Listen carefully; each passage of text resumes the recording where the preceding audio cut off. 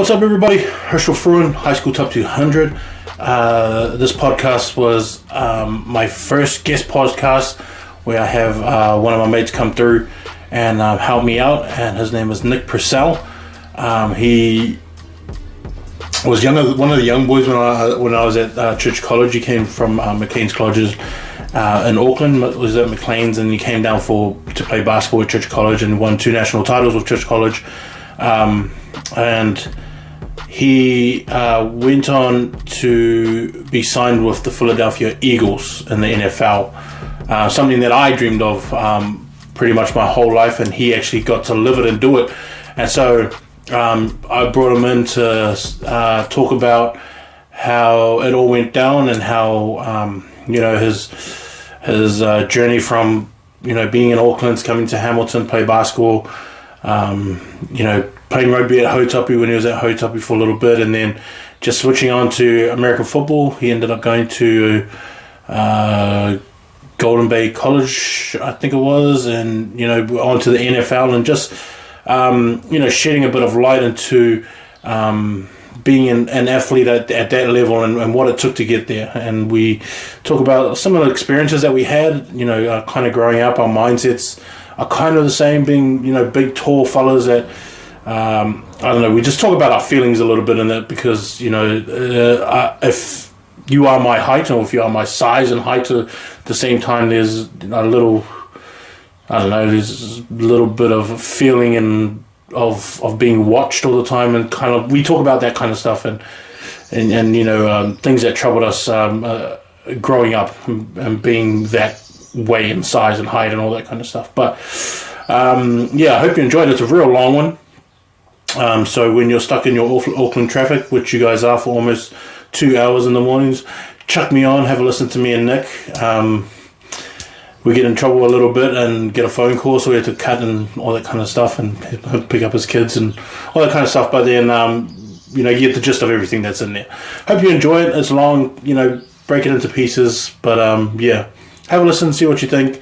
And I'm going to have some more guests come on, hopefully. This is just a start. Some of my guests you probably will know or probably won't know, but that's why we have guests and interviews, so that you can get to know who they are and different experiences, no matter what you do in life. So hope you enjoy it. Parents. Yeah. And, you guys weren't sort of culturally brought up either, eh? In terms of language, no. Because, when did you... Oh, it started, by the way. I'll give, an introduction to you later on. Yeah, but we'll just talk. But, because I was about 2 years older than you, right? Yeah. Are you 83? Yeah. And so... But I don't remember you until you were 5th form. Yeah, I think you were 5th form. 5th form, maybe 6th form. I came to college at 6th form. You came to college? Okay, yeah, I remember then. But I remember seeing you, I think, around campus. Yeah, I would have been around campus. Yeah. And because I only remember your sister, Natalie? Shami, because I was like a little boy when she was in the same grade with my brother. But I remember when you came through. Yeah, so you were here for 2 years. So where were you before you came to college? I was at McLean's College. Oh, really? Yeah. Playing basketball or rugby? Basketball. Well, both. Both. Yeah. And why'd you come to college for? That's a good question. Yeah. I think. Well, why did you come so late? Because I don't know. I think it was. I don't know. Maybe like a money thing. Because I think it's strange that because Shamian was there, but where were all of you guys? Yeah, because she was so successful, in terms of basketball. Yeah. Because and people don't understand this either, is that when I talk about Church College basketball, people don't realize how many championships we have. Yeah. Both boys and girls. And girls obviously way more dominant than the boys. But I was thinking, in your case, even with your other sisters, I was like, man, where were they? So my parents actually gave us the option. Yeah. The one just above me, Natalie, she's married to Nilly, eh? No, that's Haley. That's Haley, yeah. She went to college. Yeah. But by then I think my parents were living down here. Oh, okay then. So with Natalie, the one that's older than me, she married a rugby player, Ezra Taylor. Oh yeah, okay, I know who Ezra Taylor is. Yeah. She decided she didn't want to go to college. Why is that? I think, to be honest, was it college arrogance? I think that's because it is a church college arrogance. Yeah. And she just didn't want. She didn't want to be a part of that. Did you look at your sister and be like? No, I don't know if it was shame. Every time you come home for the holidays, you're just a fear plus. No, I don't know if it was Shamian, but I think Shamian probably would have been pushing her. Yeah. I mean, Natalie's a great basketball player too. Yeah, so. Yeah. Well, that's why, like, I kind of, I mean, because people don't, I guess they don't like concentrate on how many of your sisters played for New Zealand. So, like, just judging from that, you'd think, like, why wouldn't she just automatically come to college where basketball is the best there? And I don't even know how good McLean's is. Mud, bro. Like, she would have been, like, averaging, like, 35 points. Just, like, she was, like, for sure a star. Yeah. Like, she was, and maybe that's what it was, you know? She wanted to keep being LeBron James. And because it's different when you come to college, eh? It's different when you come to college. Yeah. And when you try and, especially with basketball, when you try and make the team, and it's funny, like, it's funny from my perspective, like, when you see kids come to school and you know the basketball players, like, you're either a basketball player or a rugby player, or you're, like, both. But then you see the basketball guys that want to come through and you're like, you don't even know what you're going to do when the trials come. Because at home, you're the man. Yeah. But when you come to college, you're like A2. You might not even make the A1s. Like, and that's like, that's funny to me because like I was playing rugby. Yeah. But like seeing guys come through and be like, yeah, I'm gonna play for the A1s. I was like, oh, you know who came back from last year? Like, this is a bit different. And then you got the young guys who are like 15-year-olds, and they're just bloody awesome at like what they do. Mm. It's funny you should say that actually because I was in a similar boat but reverse. Yeah. So we won when I was sixth form. We won the national championship, and I was like, cool, that was fun. But Yeah. I missed playing rugby. Yeah. And so I wanted to go and play rugby in my seventh form year. Yeah. Sid Daniels, the basketball coach, he said no. Yeah. So I approached Alf Daniels, Yeah. his brother, who was the first 15 coach. Yeah. And he said, "Oh, come down for a trial." Yeah. And I was like, okay. But see, at that time, when I was at school, the first 15 was friggin' mean. Yeah. You know? And what I didn't consider at the time was you had like... Can I beat up Roman and Luke? Roman Graham, Luke Katane, you know, Jordan Smiler. Yeah. And I'm like, oh... And I didn't even think about that then, you know. That's strange because you guys are all friends and like you're all the same age, and you're all that would have been like the tallest first 15 we probably ever had if you played there, like having 3-4 guys over 6'5". But yeah, like it's just funny, you know, like and that's probably what it was, like because they were, you know, my mates, and so I was probably just like, I just want to play rugby with the boys, you know.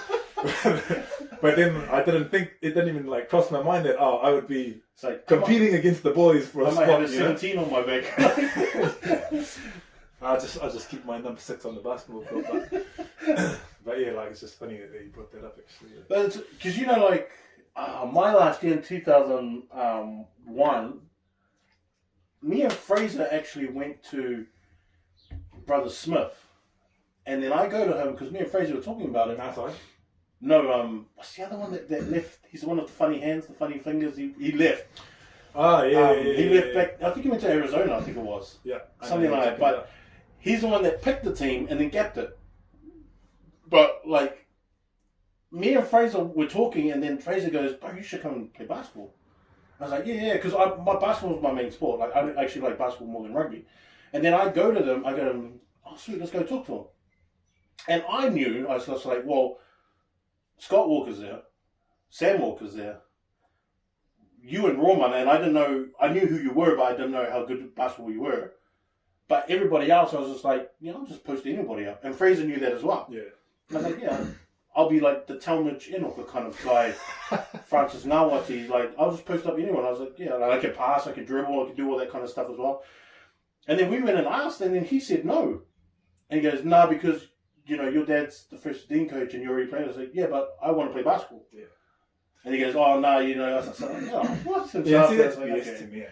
That's BS to me. Like, it should be about the kid and the experience that the kid has, in playing those sports. Like, sure, your dad was a coach, you're a good rugby player, whatever. But if you didn't want to do that, then I feel, and I kind of felt the same way when I approached, the coaches saying, I want to go and play rugby this year. I just felt almost like, I was immediately dismissed. Like, no thought was given to what I wanted to do. Yeah, to what I wanted to do. Like, in the end, and I said, sweet, I'll come and trial. And they didn't even let me trial in the end. Oh, really? Yeah. Alf wouldn't let me trial because Sid told him don't let me trial. And I was like, oh man, this is kind of messed up. But because that's strange, because it'll be like, you don't even know what I can offer. Like, because they're the teachers, and this is what I have arguments with, like, people all the time, and like with what I do now, is just like, the kids know each other better than you coaches. Yeah. Because they all grew up together. Like, me and Fraser, like, we knew each other, since we were both fifth formers. And we played basketball in our basketball class that we had with Brother Strother. Like, there was an actual basketball class that we had. Applied sports science. It's called applied sports science, but it really wasn't. It was a basketball class. And then I used to rip everybody up in those classes. And then Fraser was just like, bro, you're not even like a rugby player. I said, not really. I said, I play it because my older brothers played it. And my dad's the coach. My dad wasn't really the coach. My dad was just the coach so that the other coaches could come in and coach. So my dad was really just like the manager, but he was going, no, because they had to change it. Yeah. And my dad wasn't really like a coach. And he knew that too. He goes, no, I'm just doing it so that those coaches can actually come in and properly coach the boys. That was like Brother Nordstrom and Brother Keogh and that. Oh, yeah. Yeah, so it was like faculty. Who weren't faculty. Yeah, like that kind of stuff. And so that was really what it is. But even, like, I didn't even tell my dad that I wanted to play basketball, but he always knew that it was like my favorite sport. But I'm like you, was just like, well, why not give me a shot? Well, let me trial and cut me. Like, I'll trial, I'll try and you can cut me, and then I'll just go and play rugby. Yeah. But like, at least see, and then it made it worse that he like took off, because then he selected the team and then he left, and then that's when Brother Daniels came in and he's just like, well, I can't cut anyone now, because then it's just worse, and he just had to take the team that he already had. Yeah. I thought that was strange. Because I'm so close to high school sports, don't you guys wish that the way that basketball is now, you guys had that same attention back then? Because basketball is huge now, like way bigger than what it was when we were at school. And the avenues to get recruited are actually there now. Yeah, honestly, I don't know how much I can speak to that. Just only because my experience in basketball, my experience in at church college. Yeah. Like, we were church college. Yeah.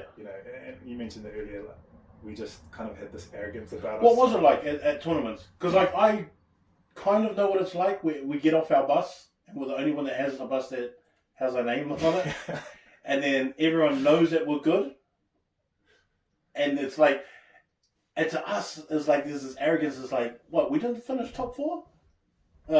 If you don't finish top 4, you're like a failure. Yeah. If you don't reach top 4, but like, if you get in top 4 and then you lose, you're like, oh well, we made top 4. That's pretty cool. And then you guys are like angry. It's like, yeah, but we didn't win the finals. But to the school as like being represented, there was that, you're kind of like the Hamilton boys rugby of like basketball, because they feel the same way. It's like, if we don't make top 4, it's like, it's a failure over here, to be honest. Yeah.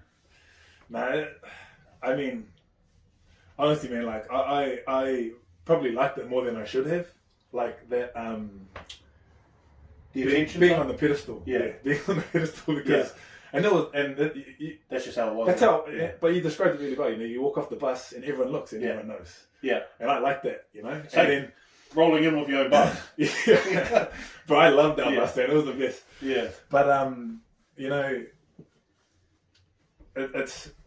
it is. It's probably the wrong takeaway from that, though. Oh, 100%.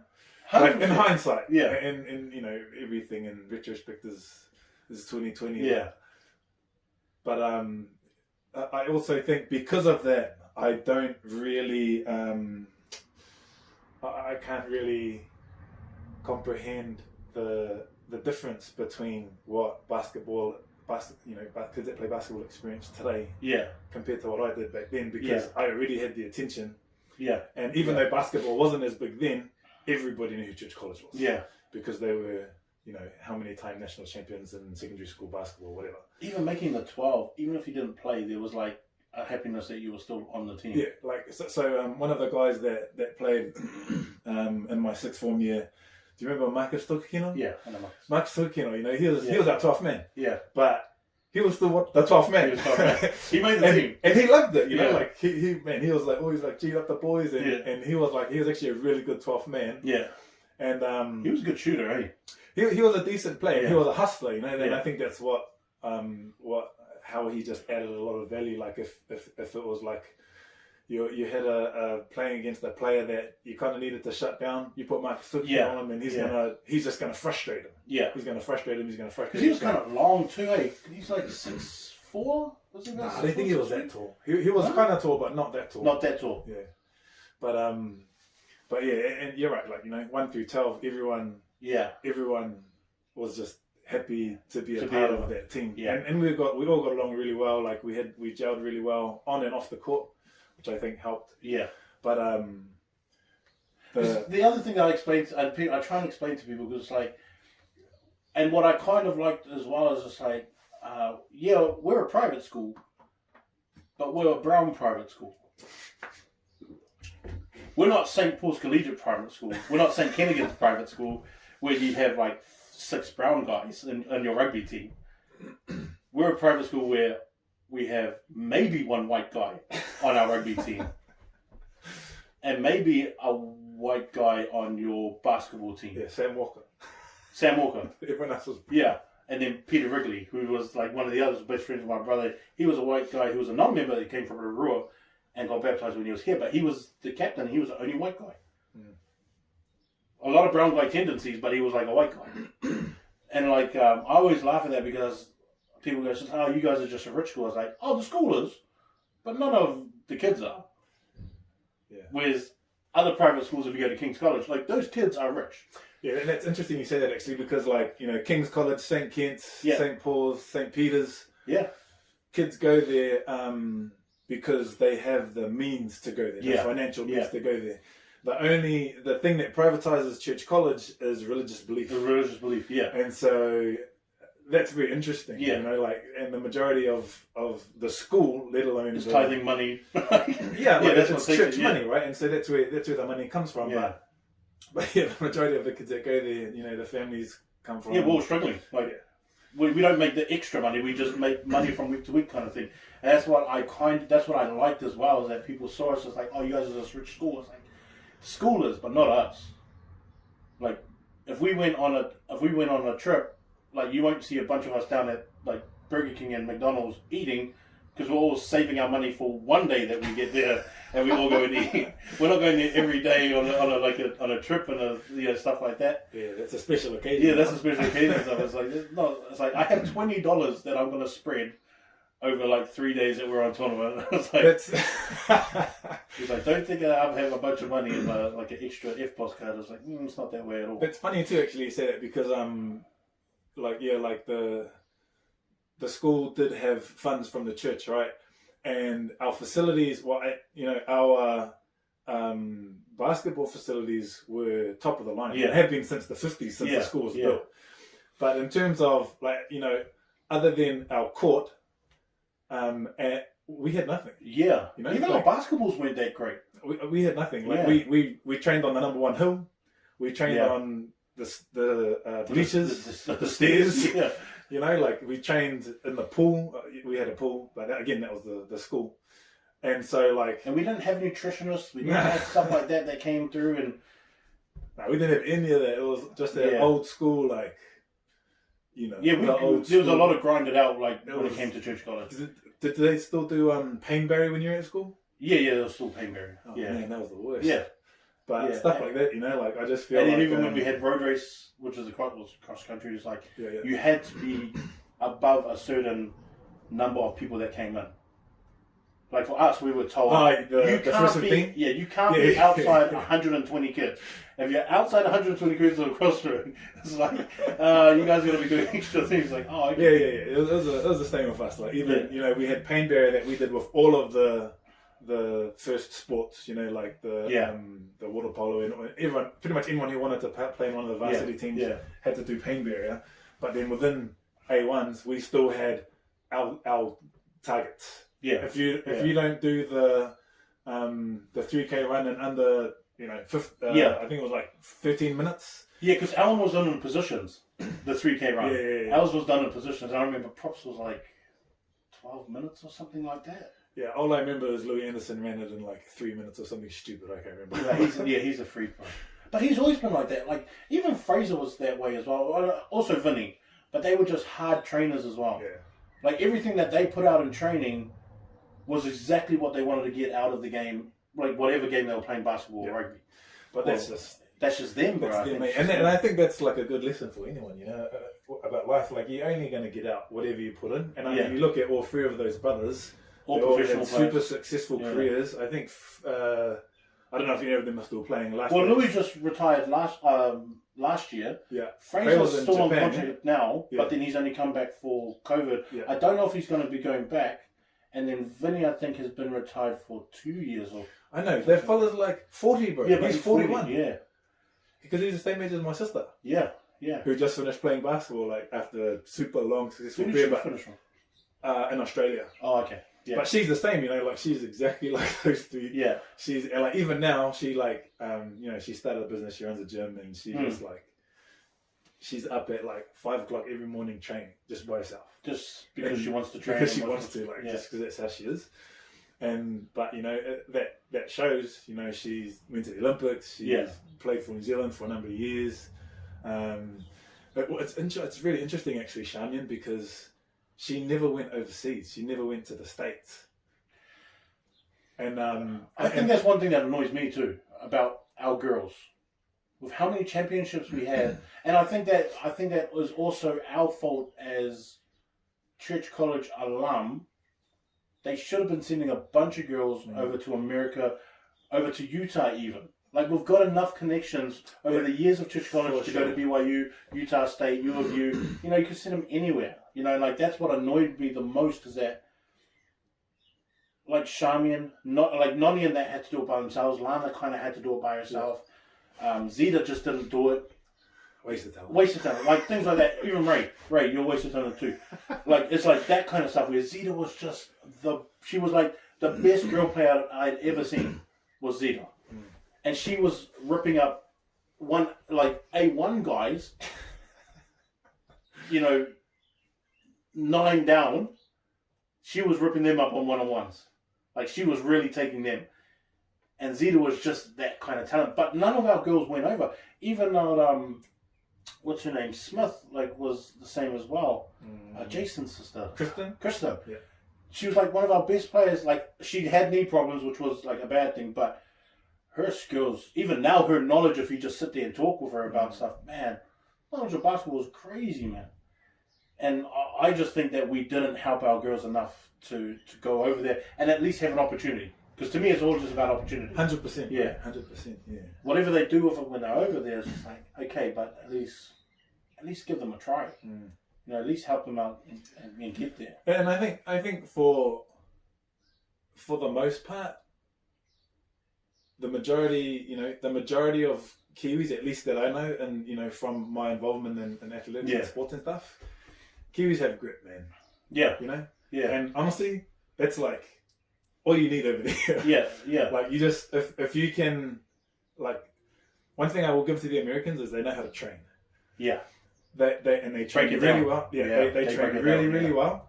But in my experience over there, the one thing that I saw a lack of that I feel like Kiwis have the upper hand in is grit. Yeah. Dudes be spewing up and they're done. Yeah. Kiwis spew up, have a drink of water, keep running. Yeah.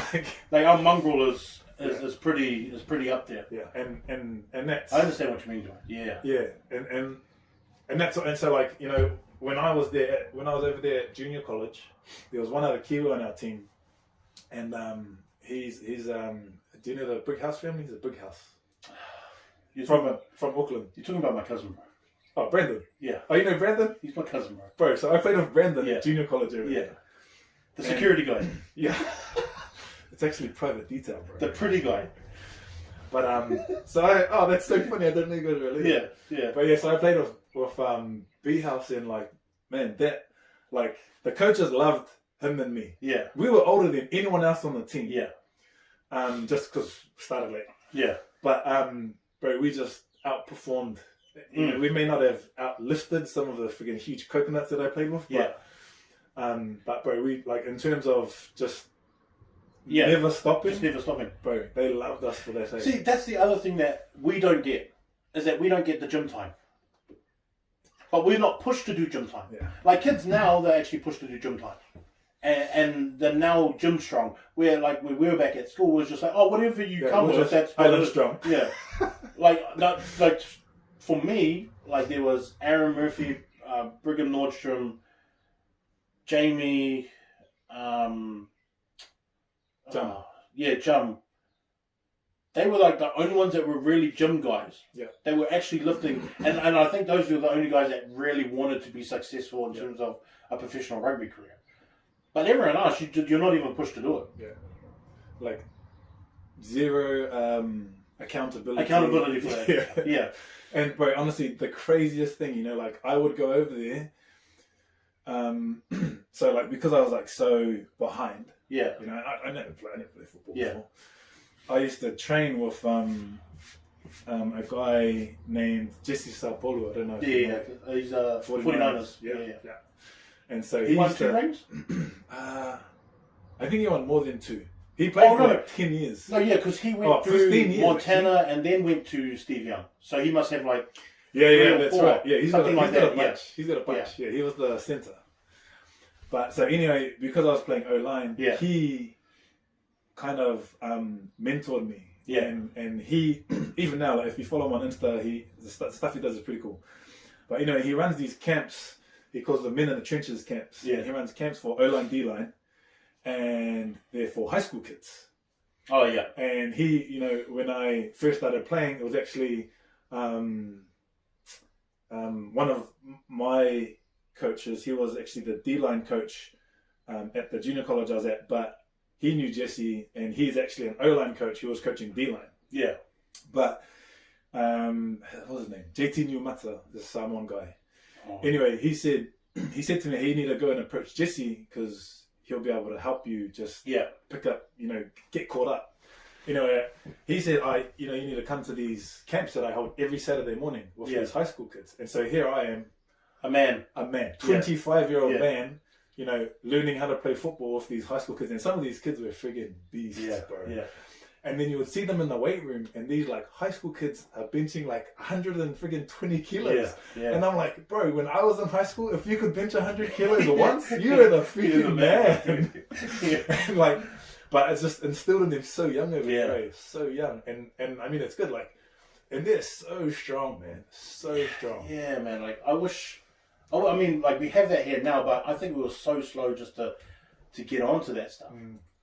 And I always my best friend Tivi, we used to talk about it before when we got off our missions, and we're like, man, we wasted so much time at church college just messing around and being idiots. We could have just went to the gym. We could have asked Brother Daniels, hey, can we get the gym key, and then just go and lift weights during lunchtime and stuff like that. And then I was just like, what a waste of time. All the time just trying to be clowns and be funny guys. Bro, you made me have a funny thought, actually, just when you were talking about, you guys go to a rich school. But if those kids saw our weight room, bro, and our changing rooms for rugby, down the bottom with the boats and the canoes.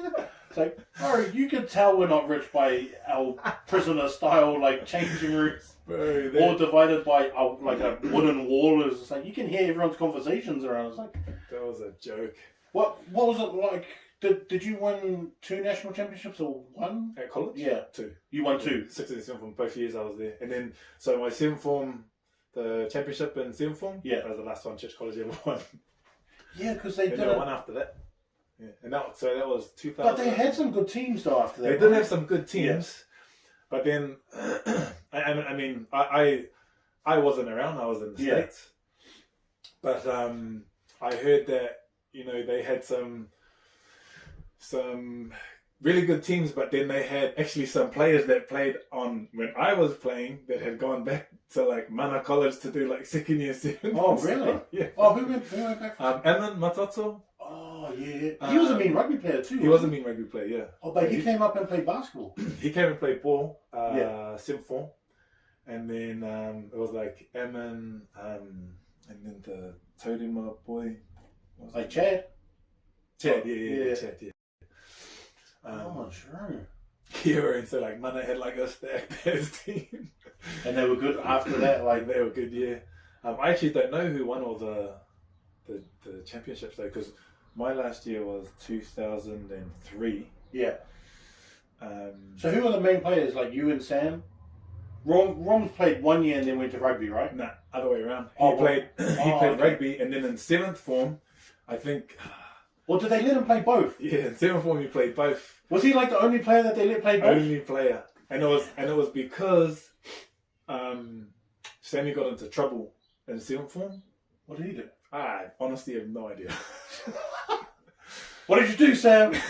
Good boy now. He's a good boy now. No, he is, man. Yeah. He's doing really good, But yeah, he got into a bit of trouble, and I actually, to be honest, I can't remember exactly what happened, but he either got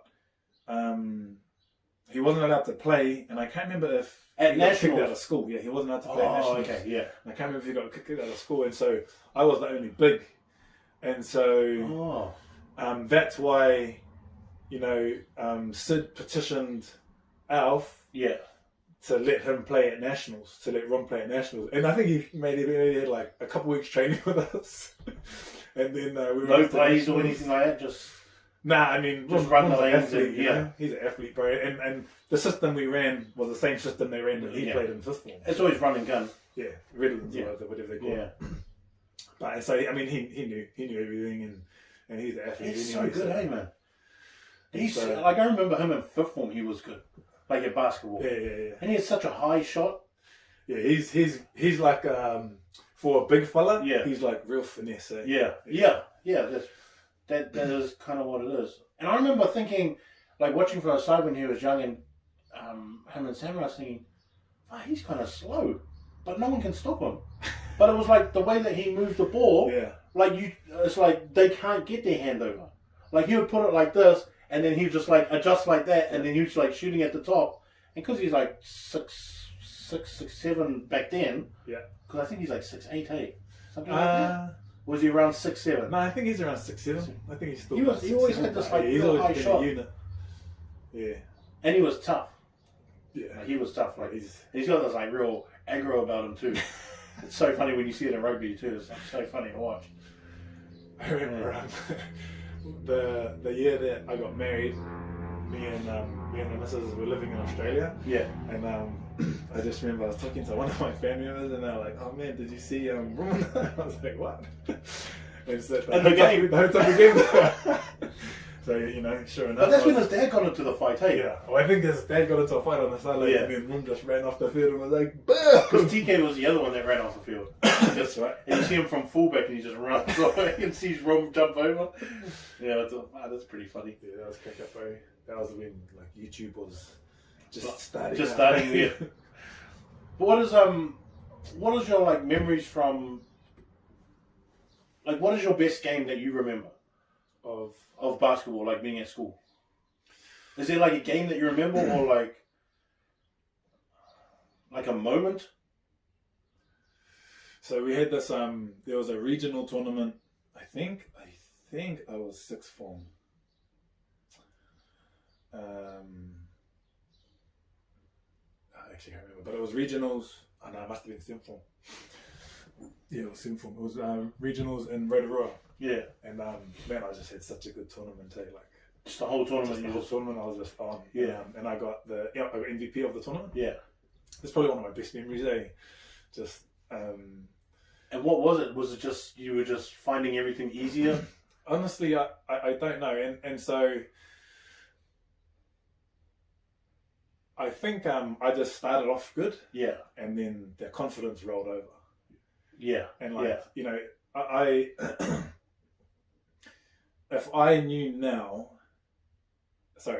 then things that I know now, just around like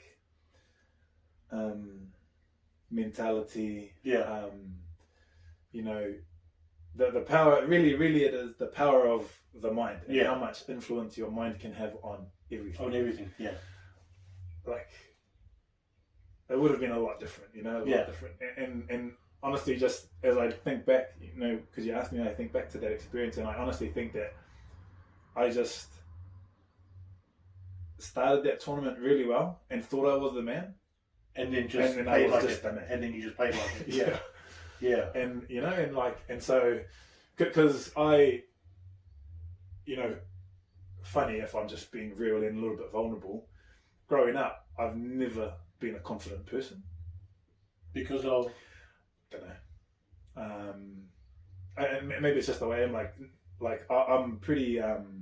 Because, you know, I'm standoffish, right?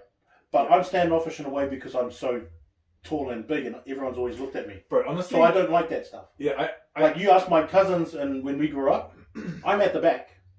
I don't like to be in the middle or in front of everyone because I don't like people staring at me because I get stared at all the time. Yeah. And this is like, even when like I was like, this is before I went to the States and I trained and I was just flipping muscle, but everyone just looked at me because I was so huge. Yeah. And I don't like that. And I was like a 12-year-old who was like 6'1". And then like people were just like, oh, you know, like, are you, you know, how's sixth form? I was like, I don't know what sixth form is. Like, we got back from Samoa, it was just like, oh, so you fifth form? I was like, what's fifth form? And it's like, oh, you, I was like, no, I'm just starting high school. It was my first year, and they're like, oh, okay. It's just like, but I've always kind of been seen like that, so I always sort of kind of retreat. Yeah. No, I honestly, I totally understand, and I'm just hearing you speak about that, I honestly believe that that is a part of me as well, because I was the same. Like, you know, when I was 12, when I was third form, we just moved home from Australia, and I was skinny then. Before that, I was like a bit of a chunker, but I had an accident in Australia, and I lost a ton of weight, and we moved home, and I was third form, but I was still like, you know, 6'2", 115 kilos at third form. At third form, yeah. And so I totally relate, like. And I've always been, you know, a head above everyone else, and all of like growing up and everything. Because I hate, oh, you're a big guy. It's like, oh, bro, stop touching me. Yeah, like, Mum, just tell him, stop talking about me like that. Because just tell my mum sometimes, it's like, you stop telling me I'm like your big young son. I was like, I know that you don't like mean it like that. Yeah. I said, but I don't like it. Because I don't like my aunties like doing that, or like old family friends would be like, oh, you're so big now. Like, I was like, yeah, okay, and then stop. That's it. Have your one comment and that's it. Like, that's funny though. Yeah, I mean, I don't know. I'll probably be thinking about this for a while now, but I don't know if that's why. But I definitely think it's part of the reason. I do know that when I was younger, because I was so much bigger, I used to hold back all the time. Yeah. Just because I felt like I needed to be fair. If that makes sense. Yeah. Like I've never, and I always made it a thing, and I don't even know why I did this, because my parents never told me to do this or anything like that. Yeah. But I would always hold back because I felt I didn't want to like have an unfair advantage over someone else just because I was way bigger. Yeah. If I could go back to that, like, you know, young kid now, I would be like, F that. Yeah, I'll be motivated. I would be like, you need to stop that crap right now. Yeah. And you know, my one was hurting people. Yeah, my mum used to say, wait, you don't know how strong you are. You're just too big. Stop playing like that. And then I was just like, oh, okay. Like with my cousins, it was okay because we're all boys and we used to hurt each other. But then when it was like other people's kids and I was just playing with them, Mum's just like, don't go too hard. You know, sometimes you're just too strong. You don't know if you're. I was like, oh, okay. And then even I remember when I was playing basketball at college for my first years, like I kind of became like soft, but that was myself, not trying to play as hard and like sort of restraining myself from, you know, like I remember sometimes I used to do like a spin move like off a post, but I used to be cautious just in case there was someone there. So the spin move doesn't work because you're not going to put everything into it. You know, like if you're not going as hard as you can on a spin move, worried about someone that's coming right around, it's like you're not going to do it properly, and that's how it kind of was. Yeah. And like I used to, and that's just because of, always just being that big and just having, and people's comments probably didn't even mean it like that, but yeah. But that's just how you internalize it. When you hear it from 10 different people, they all said it once, but I heard it 10 times from 10 different people, so there must be, to me, there was like some truth to it in some way. Yeah, I totally get that. I totally get it. And I totally relate to like even at college, man, like when I was like, that was like my basketball prime. Yeah. Was while I was at college, playing ball and I used to like find myself like holding back like that.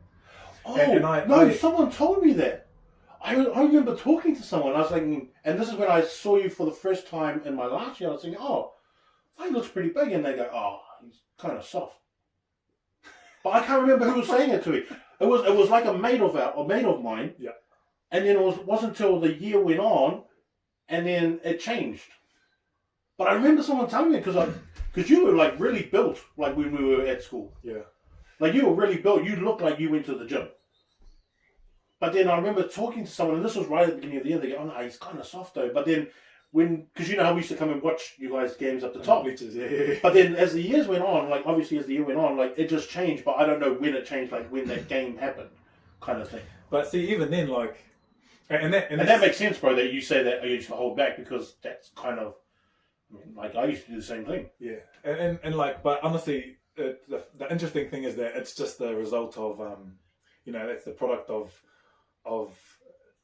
some kind of conditioning, and I don't know whether it was from my family or from, it might have just been the way I internalized how people saw me and verbalized how they saw me. Yeah. And I don't know, but like, because I lacked that confidence, that's what made me kind of shrink. Despite being a unit. Yeah. You know what I mean? And so like, my youngest son, he's almost 2. He was like 10 pounds 8. Like, he's a big boy. Yeah, and even now he's a big boy, and he's a bruiser. Like, he just beats kids up. And I let him. Just a little boy. He's like, and I let him like, because I'm like, well, I don't want him to lose that. I don't want to always be like, hey, be nice, be soft. Like, yeah, obviously you have to protect other people's children and my own children because he's a bit crazy, but at the same time, I tell my older kids, like, freaking protect yourself, man. Don't let them do that to you, little baby. But yeah, like, I honestly, like, it's only been in recent years that I've really kind of understood how much confidence I lacked. Yeah. And that being said, I don't like to dwell on the past and think shoulda, coulda, woulda. Yeah. I just take it for what it is and learn and move on. But I do think that now I'm going back and contradicting everything I just said, but if I did have that confidence, I probably would have turned out to be a very different, in terms of athletics, athlete. Yeah. It wasn't until I got to the States and different mentality there. And it is, and honestly, a lot of it is just because over there they just talk themselves up. And I'm just like... That's one thing I hate about Americans. For sure. I hate 100% that they talk about themselves like that. But it's... For me, it was competitive drive, because I am competitive. And I just used to look at how everyone thought they were so freaking awesome. And I was like, I'm way better than you. Yeah. But I just don't say it. Yeah. And so that's kind of when that paradigm shift kind of happened. And I was just like, man, I am good. Yeah. I am capable. I can do this crap. Yeah. And so, I went... in the space of a few short years, I went from never playing football before to achieving, one of the highest levels you can play. And so... Because when you finished college, you went on your mission straight away? Pretty soon. About a year and a bit? Yeah, a year and a bit. And where did you serve? In Kiribati. Oh, you went to... Man, all of you guys are in that same area, eh? Yeah, but it was like me, Geordie... Ra? Ra wasn't. He went to Fiji. He went to Fiji, but it was the same mission. Same mission, but different. Mission, but Kiribati was just like a different zone. But in our zone, it was like me, Jordan Smiler, Presley Purcell, Jared Leaf. I don't know if you remember. Yeah, Jared Leaf. Tyler's little brother. Bro, so many. Ricardo Forbes was there. Yeah. Another guy, Rob Davies. He's my. Oh yeah, I know Rob. Yeah. He was there. Who else was there? All of you guys in the Kiribati? Yeah, we're all in Kiribati together, but all around the same time. Do you still speak? What do they speak? They speak their own language, yeah, Kiribati. Do they have like a pidgin, or they have the? No, do they speak a little bit of French as well, or is that just Vanuatu kind of? They're not a French territory. Oh, okay. So Kiribati is interesting actually because they're geographically located in Micronesia. Yeah. But their language is very Polynesian. Closer to.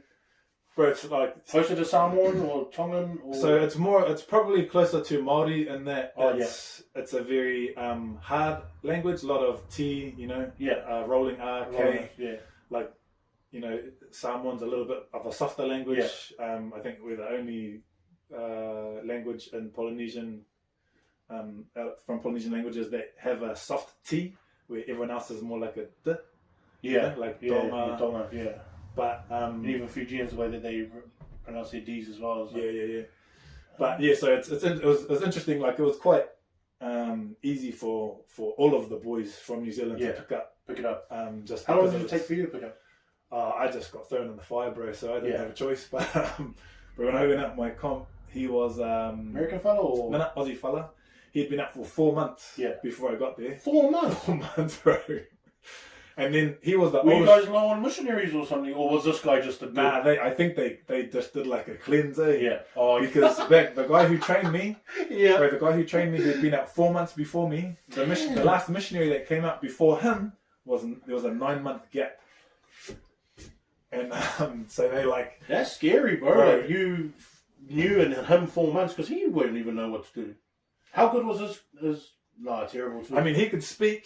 And I'll tell you a funny story, but we're sitting in this hut, and he's like talking. He's like, I've had a few lessons with these people, and he's teaching them. And I didn't know, it was my second day on the mission. I had no idea what was going on, but he's just talking to them, and then he asked them a question, and then they start talking, and I'm just like trying to listen or pretend like I'm listening or whatever. And then he just looks at me, and I like look at him, and I'm like, she's talking to you. How come you're looking at me? And he's like, I have no idea what she's saying. and he's like, I like can speak it pretty good. Like I know what I'm saying, but I can't understand. Oh, really? Yeah, bro. So that's, and then my follow-up comp, he was a Samoan guy from Auckland, and he had been out less time. Yeah. He had decent language. Yeah. Like he could actually speak it pretty good. But he's Samoan, and it would have just been quite easy for him to pick up. But then he wasn't a great teacher. Yeah. And then my third and that was a short transfer. So we're only 10 weeks. How long transfer? 6 weeks. We're only 5 weeks together. And then my third comp, I was an NTC with. Oh, really? Yeah, bro.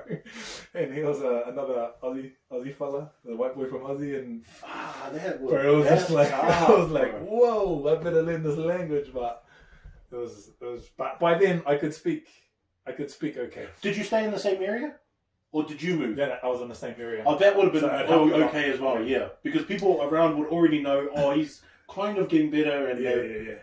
Oh. And so like. I would always there's always just kids on the streets, just or everywhere, and so I would always talk to kids when I'm learning the language because the old people are too nice, they don't want to like hurt your feelings. Kids will laugh and they go, "No, you say it like this." Yeah. Kids just straight up, bro. Just the brutal, honest. You still talk now? Yeah, I still. Yeah. Do you find like heaps of Kiribati around and? There's actually quite a lot in New Zealand. I always bump into them in the supermarkets and I'll start talking to them and like over in Hamilton East, there's heaps. Yeah, there's heaps in Hamilton East. Yeah.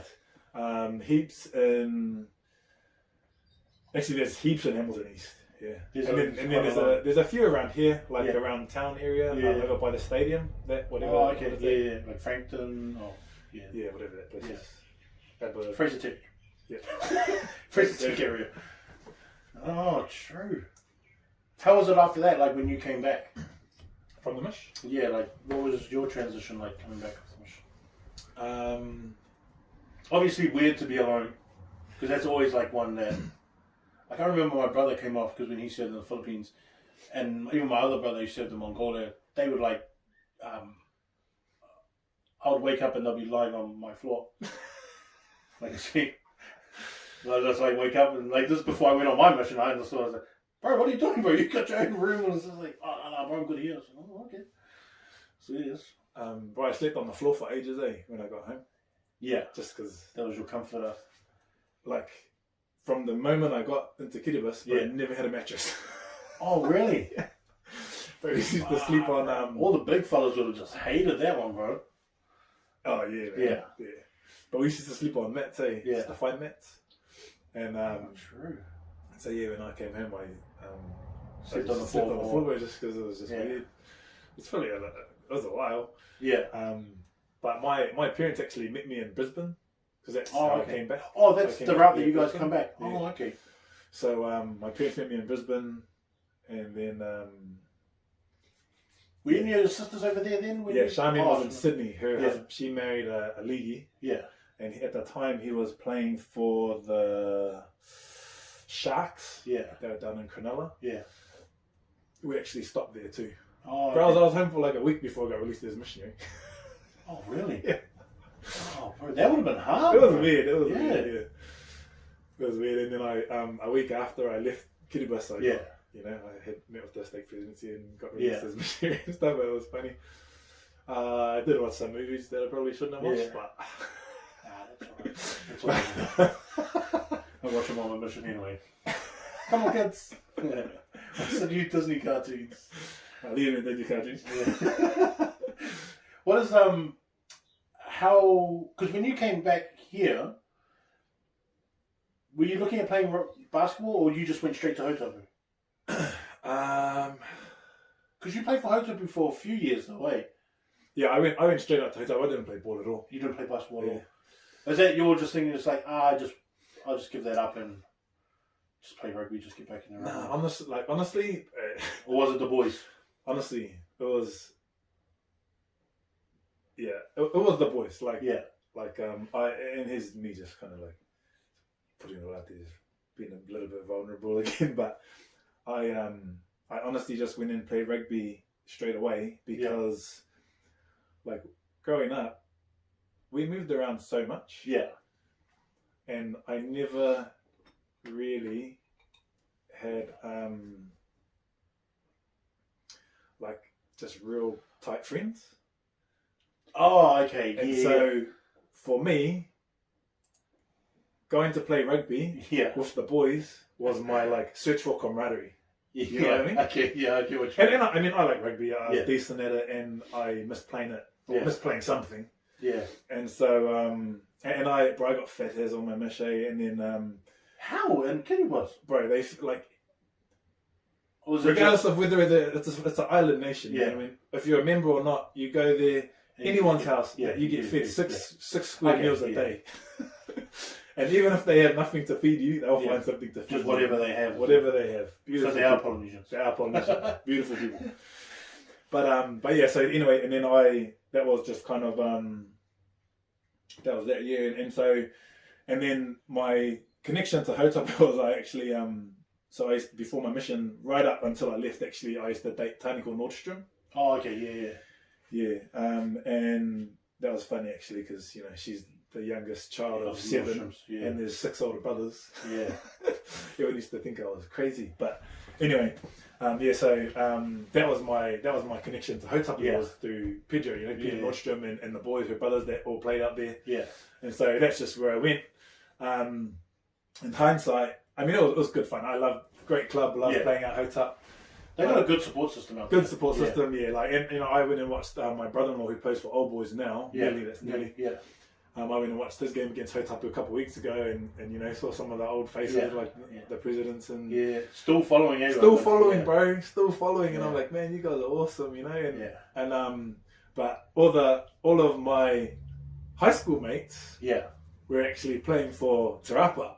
Oh, okay. And so, why? I don't know. The only one who was at Hotapu was Roms.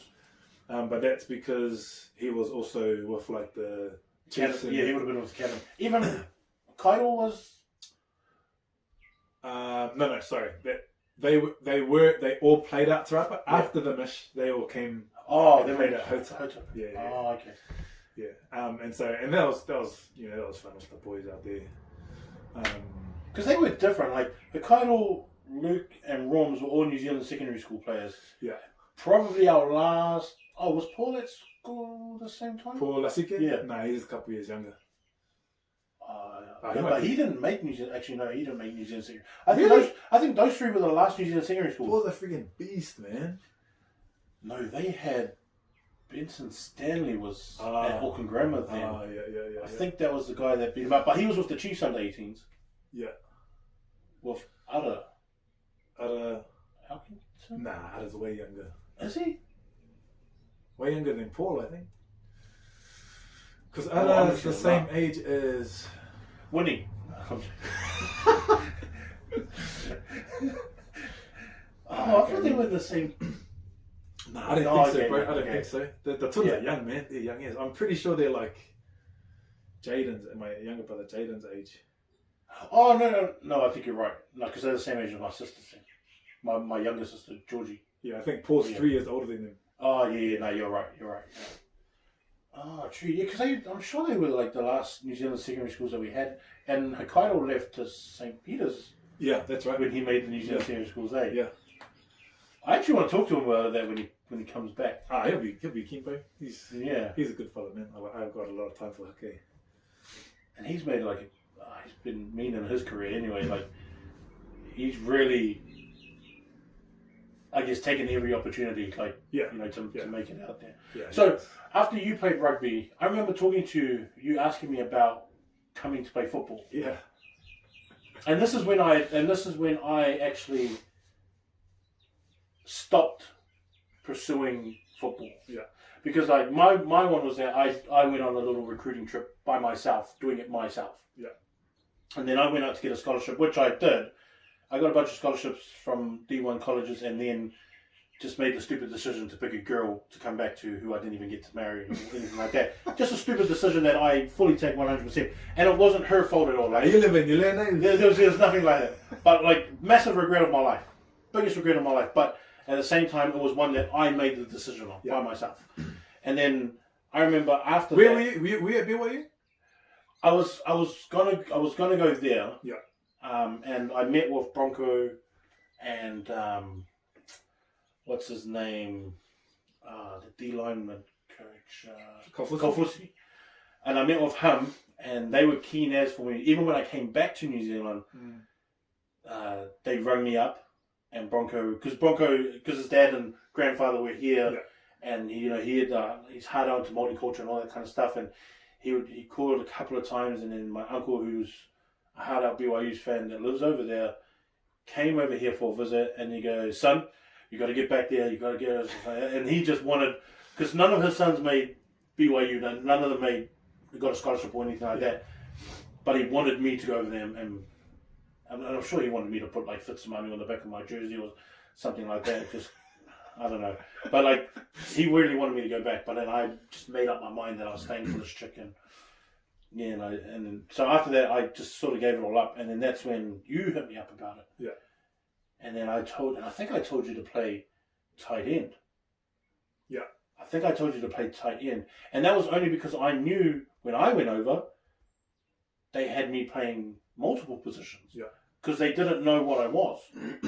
And all I told them was that I'm in New Zealand I play on the edge, I'm a defensive end, right side defensive end. Yeah. And I said I average 5 sacks a game. And so they're like, "Oh, okay, but you play rugby, right?" And then I was like, "Yeah." And so you know how to catch a ball? I was like, "Yeah, of course." And that's how they got me playing tight end. Yeah. Then I played slot for a little bit, and they just "Oh, if you can do that, can you try this?" And that's how it was. Yeah. And that's how I think, how we were talking before, New Zealanders just need that.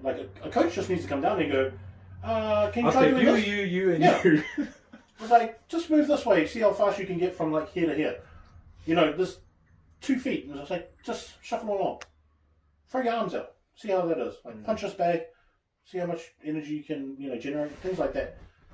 And so that's how they tried me on a lot of that kind of stuff. Yeah. When you went over, what did you go over thinking that what your position was? So when I went over, and I was much like you, I had zero guidance. Yeah. I just knew that I wanted to leave New Zealand. Yeah. I just wanted to get out. I just wanted to go experience something else. Do something different, yeah. So, my wife and I, we had just got married in 2009. Yeah. And then in 2009, we took a trip to the States. Yeah. And on that trip, I met, a lot of her family that's over there. Yeah. And one of her uncles said to me, "Have you ever thought about playing football?" Yeah. And I was like, "No." And he said, "You need to talk to Steve Kaufusi." Oh, okay. Yeah. And I was like, "Okay." So we're in California. We arranged to drive up to Utah. And, we made a rodeo of it, and then got up there, and my uncle-in-law, he helped facilitate meeting up with Steve Kaufusi. Yeah. And Coach Kaufusi, kind of just saw me, and you could just see his eyes light up. Yeah. And same thing with me. Bro, and I'm nothing special. I'm just a friggin' Kiwi, And there's so many of me and you here in New Zealand, a huge talent pool. Anyway, so I just saw his eyes light up, and he was like, "Hold on, don't tell me that he told you to be an offensive lineman." No, he didn't say that. No. He told me that straight away. He goes, "Have you thought about the offensive line? You can play longer in the NFL as an offensive lineman." I was like, "Oh, I don't really have those tendencies." Oh yeah, 100%. Yeah. He what he said to me was, "You look like a defensive end." Just based on cool. Yeah. He said, "You look like a defensive end." And then, so okay, I had no idea what a defensive end was. I started Googling, and at the time it was people like Julius Peppers. That's why we really looked at it. It's like, he's about 6'8", is like between their range. And I looked up Julius Peppers, and I was like, oh, he's a basketball and played in the league, and he's in North Carolina. Yeah, that's right. And so anyway, and then he kind of gave me a mini tour of BYU facilities, and nice. Bro, I was just like, what the heck is this? Like, the Chiefs facility is not even that nice. Almost don't even get it like sometimes. But anyway, so he kind of took me around, and then here came the question, the golden question: how were your grades in school? Yeah. And I was like, oh shoot. Was yours alright? Bro, hell no. Oh really? Bro, I barely scraped through 5th form. Yeah. Failed 6th form. I don't even know why they let me sit bursary, but I failed that too. Really? I was all good. I thought I was going to fail because I thought I had to go to Snow College. Yeah. I thought, okay, well, Snow's pretty good in the West Coast for junior colleges, and I'll just be there for a couple of years before I go BYU. And then when they actually looked at my grades, and they're like, "Oh, you're actually all right." I was like, "Oh, surprise!" Oh, the Lord's blessed me. It was like great grades, and I can pass. I was like, "Oh, okay." I thought I was just like bridging English, bridging math, 5th form geography. 5th form was like, terrible. That's funny, man. But that's honestly and I mean, even in the States there are so many talented polys, man. But they don't have and from my experience, the problem is this: football gets put first. Yeah. In high school. In high school. For those families, like those families just have this dream of, and again, this is only my limited experience, but those families of these kids that have potential have these dreams of them cracking the league and all of that. But what they don't understand is, in order to get into college, you got to get some bloody grades. I actually think that they think that their son's going to be so good that they're going to overlook it. They have this misconception that that's going to be that way. I see most of those guys are just passing the limit, and then they're going, okay, you can get into Stanford. Even though Stanford's like a massively educationally based school, some of the Islanders that make it in there are over it. They're just not exceptionally smart, but they're like, well, at least you're over the limit that we want. Yeah, we'll let everything pass, and you can make it up, over your 3 years to your junior. And if you want to leave, you can leave, whatever. But I actually think that Islander parents over there think that a school's just going to be like, don't worry about it. They have like this story that someone's like, oh no, he didn't have good grades, but LSU were just like, don't worry about it, just come. I was like, no, it's not at all. That's why we end up in junior college. The one thing that I do like about that though, and it's probably not as healthy as it could be, but I like that the parents instill that confidence in their kids. Yeah, and that's why they're all so arrogant. And I think to compete in professional sports, professional athletics, you need a certain level of arrogance, which I lacked. Yeah, if I'm being straight up. even when I was in Philly, like I lacked it. Yeah. And it would have benefited me. But by then, you can't just learn something like that overnight, you know? Yeah. And I think because it's like our attitude is different. I laugh at that stuff. Yeah, me too. And is that a coping mechanism? I don't know, but I'm exactly the same, you know? I'm just like... Well, I always felt it funny, bro. Like, when I went to these schools, bro, like, and you know how they hype themselves up? Yeah. It's the funniest thing to me, bro. And I sit there, and, you know, rugby players, we're just quiet, bro, listen to our music. Score your try, run back. Start again. These guys, bro, just like... And it always makes me laugh, man. Like, I remember some... I don't want to say the school's name, man, because I think the way that I was getting recruited, I don't think it was totally legal. But then, like, so, like, one of the schools I went to, who I really wanted to go to, they did the speech where it's like, we're going to die on this field. Like, our blood is in this thing. Like, we got, like, the ancestors of, like, this and that.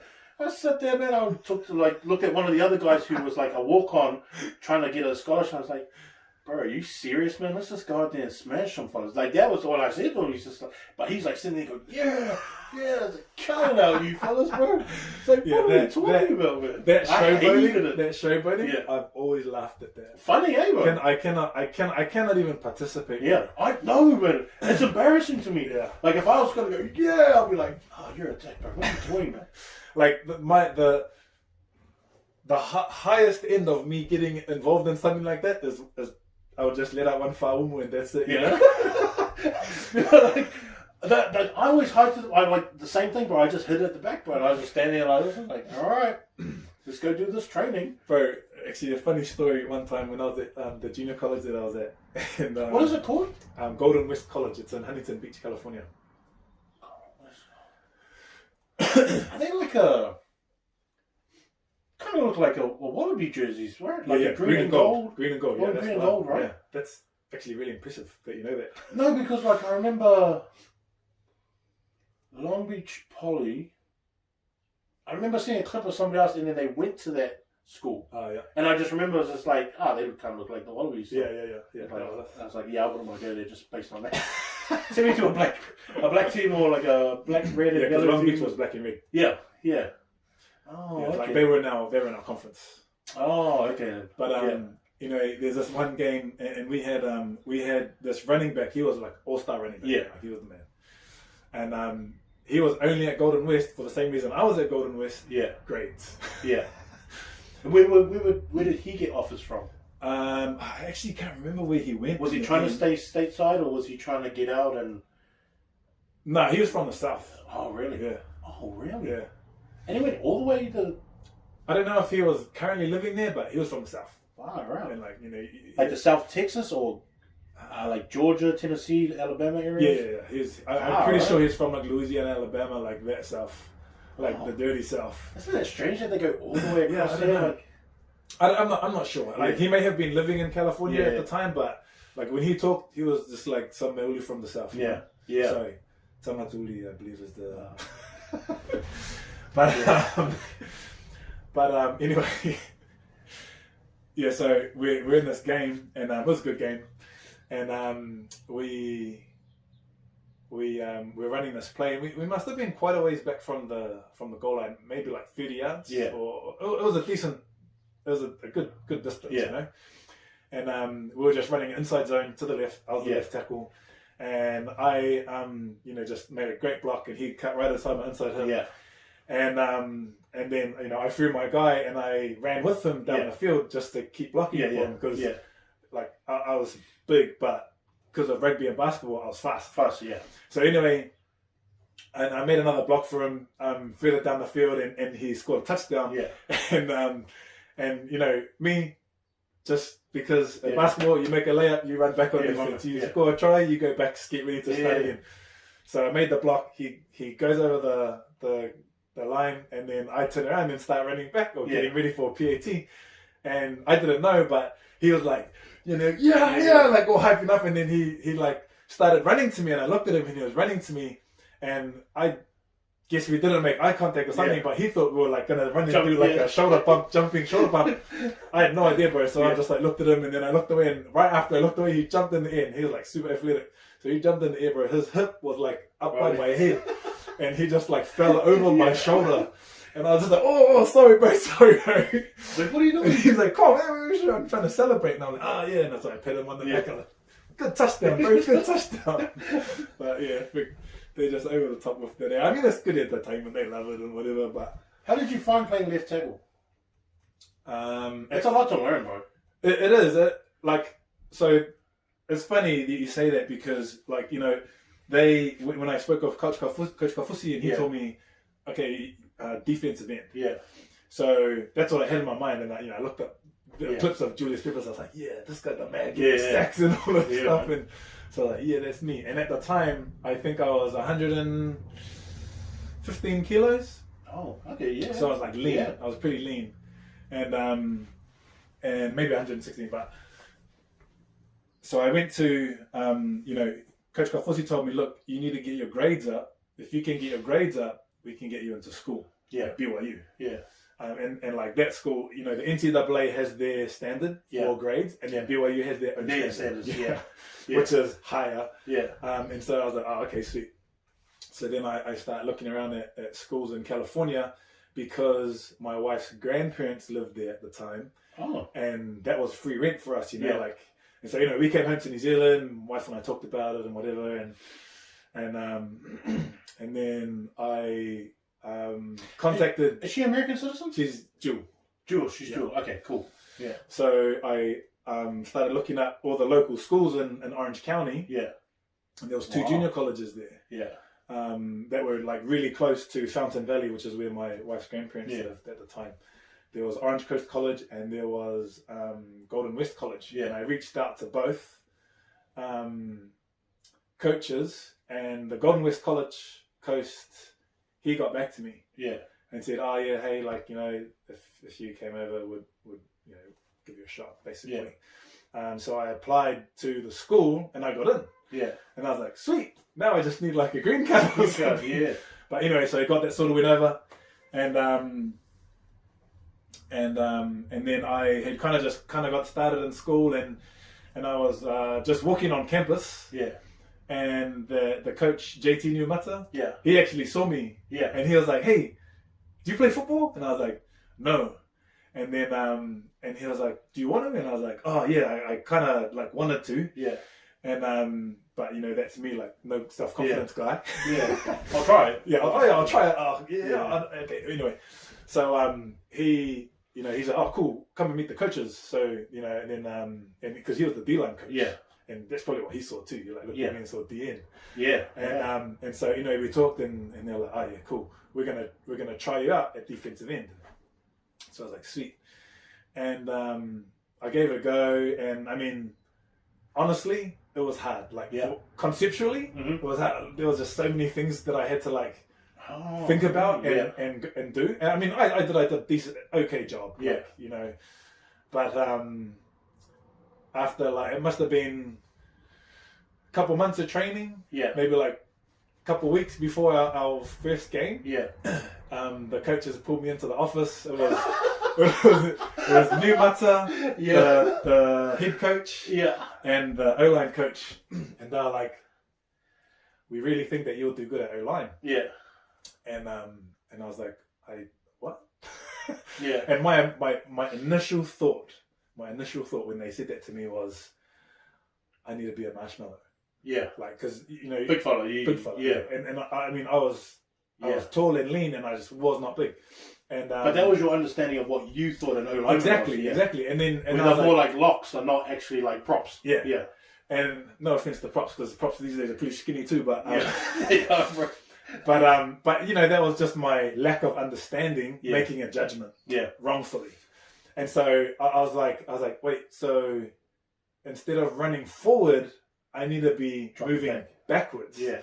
And that just to me was like so foreign. Yeah. You know what I mean? Like I just didn't understand it, and I was just like, I just want to like tackle people, and like, especially when like, wow, Julius Peppers. Yeah. But anyway, they're like, well, you know, we just think that you would do a lot better, and if you want to play, this is a good opportunity for you because we have defensive ends. Yeah. We have defensive who were good. Yeah. Who were good. Yeah. And they were lacking offensive linemen, and they just said, look, we think it would be really They would have noticed your footwork though, eh?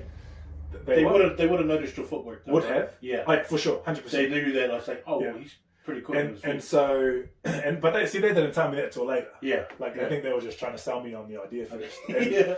And then, the head coach was like, look, you don't have to be fat. You don't have to be a fat lineman. Yeah. And I was like, show me a picture of not a fat lineman. Yeah.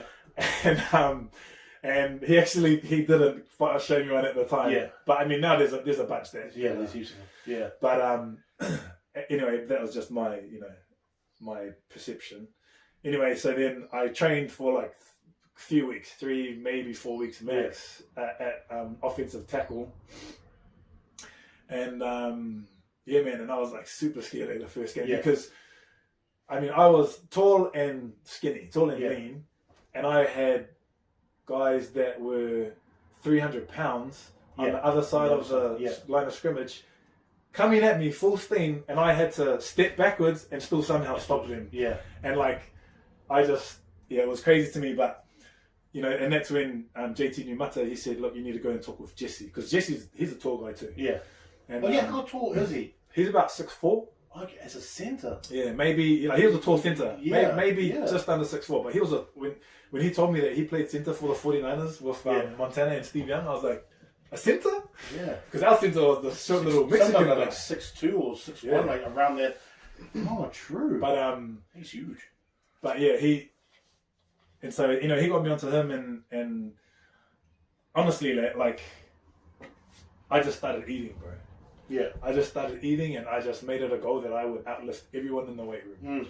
And for the most part, I did. There was a couple of freaks. One guy just said, bro, like, I just couldn't understand it, bro. Like, I was like, bro, you're a freak. Yeah. But that was my goal, and that's when I, like I was saying before, like I saw everyone around me just like super cocky and like arrogant and like for nothing. I was just like, you're not even that good, in my head.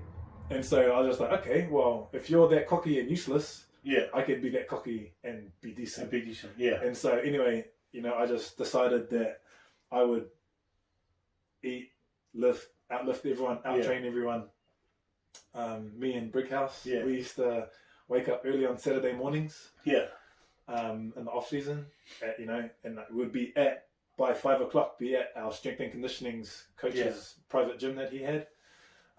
We would be at his gym ready to go, like, and at first it was just me and him. We were the only guys from our team that would go there and just train, do extras. And but I learned the game. I think a really important thing that helped me achieve what I did in that short amount of time that I did was I had really good coaches. And they were really supportive. And probably were pretty patient as well. Super patient. patient. That's like a hard thing to do, especially like the footwork of a left, especially left tackle, is a bit different, because all your fast guys are going to be on that side. Like, especially your edge, like people always kind of just look at the defensive end. It's like, yeah, but sometimes you got that outside linebacker who you're going to have to maybe shift out to as well. But you're still stopping this first and then pushing off to get that guy. And that guy could be so quick off the mark. And you trying to shuffle as fast as that to get there, or hoping that your running back's behind you going, don't worry, I've got him if you miss it. It was like, yeah, sometimes. But honestly, the thing that helped me the most at playing on the offensive line was playing basketball. Because like because I played basketball at a high level and had I think back in the day it was called like the High Performance Academy or something like that. Because I was a part of that, and because I had, what's it? You got your card? What's it like? Carded player. Yeah, that's right. Anyway, like, because I had just some pretty intense training on footwork alone, and like sometimes that's all we would do for a session was just footwork, But I feel like I had a really good foundation to work with. Because I had really good lateral movement.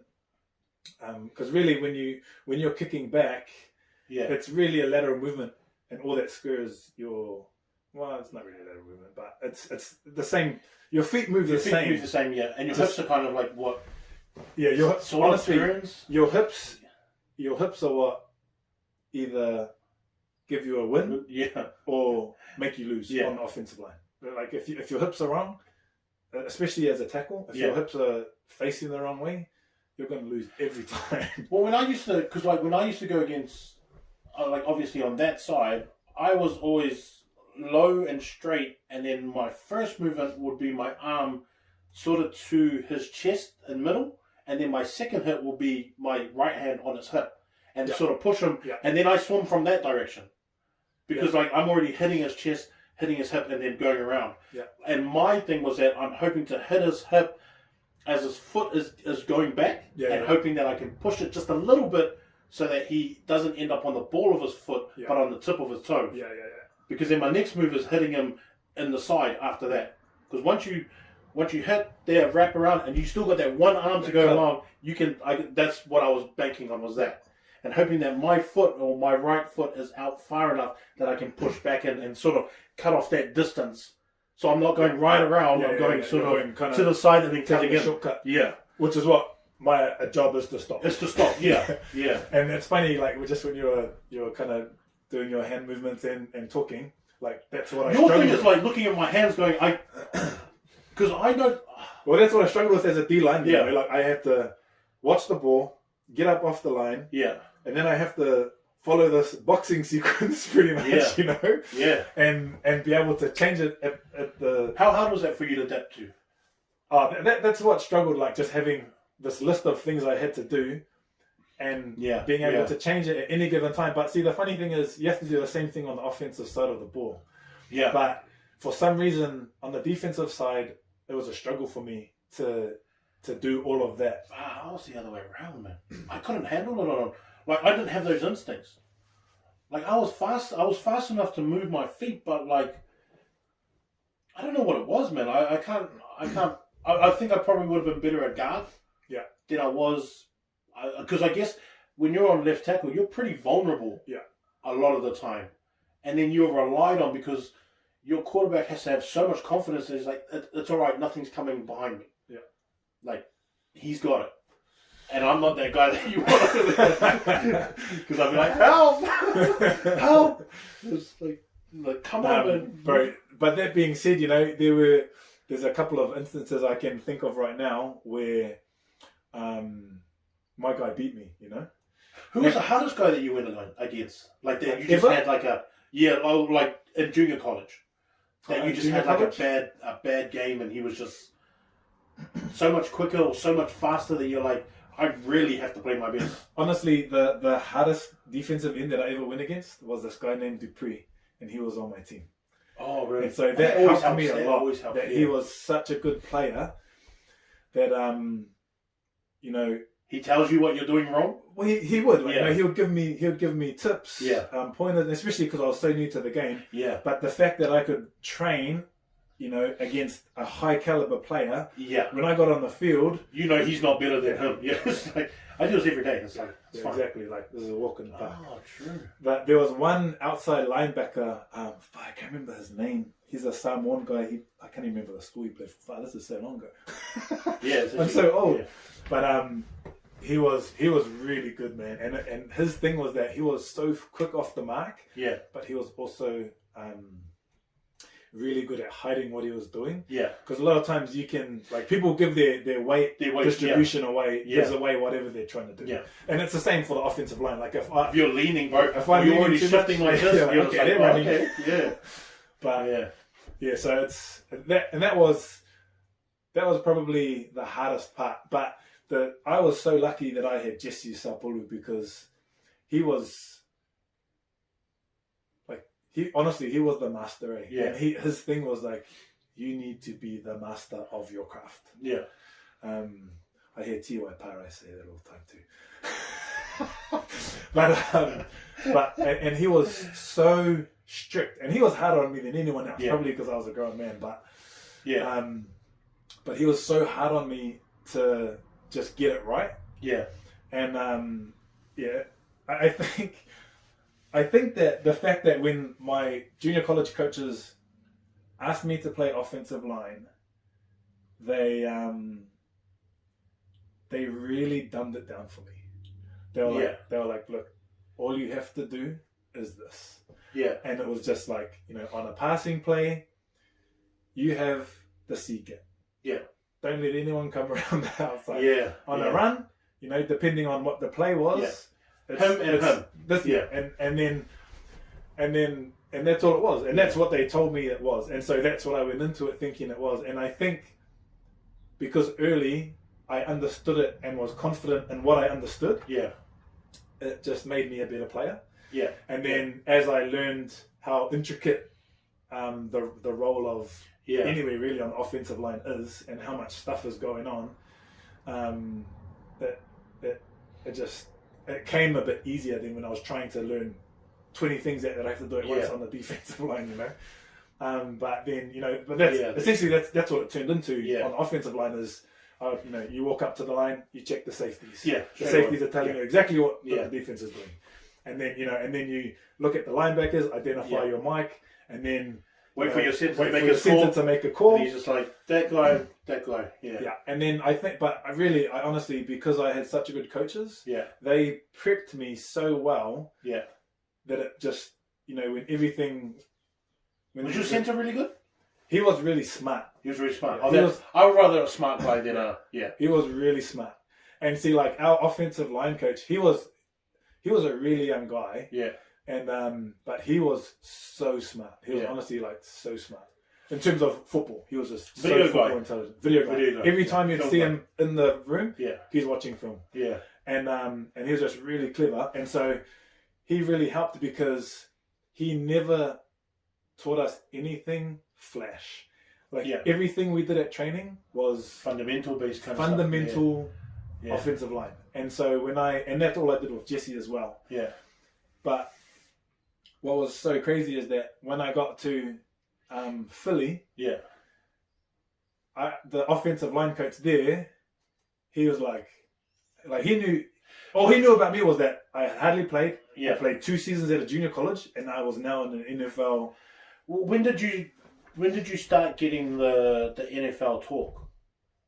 When did the coaches say, "Hey, you're getting a lot more attention than that we expected you to get"? Honestly, that path didn't even cross my mind.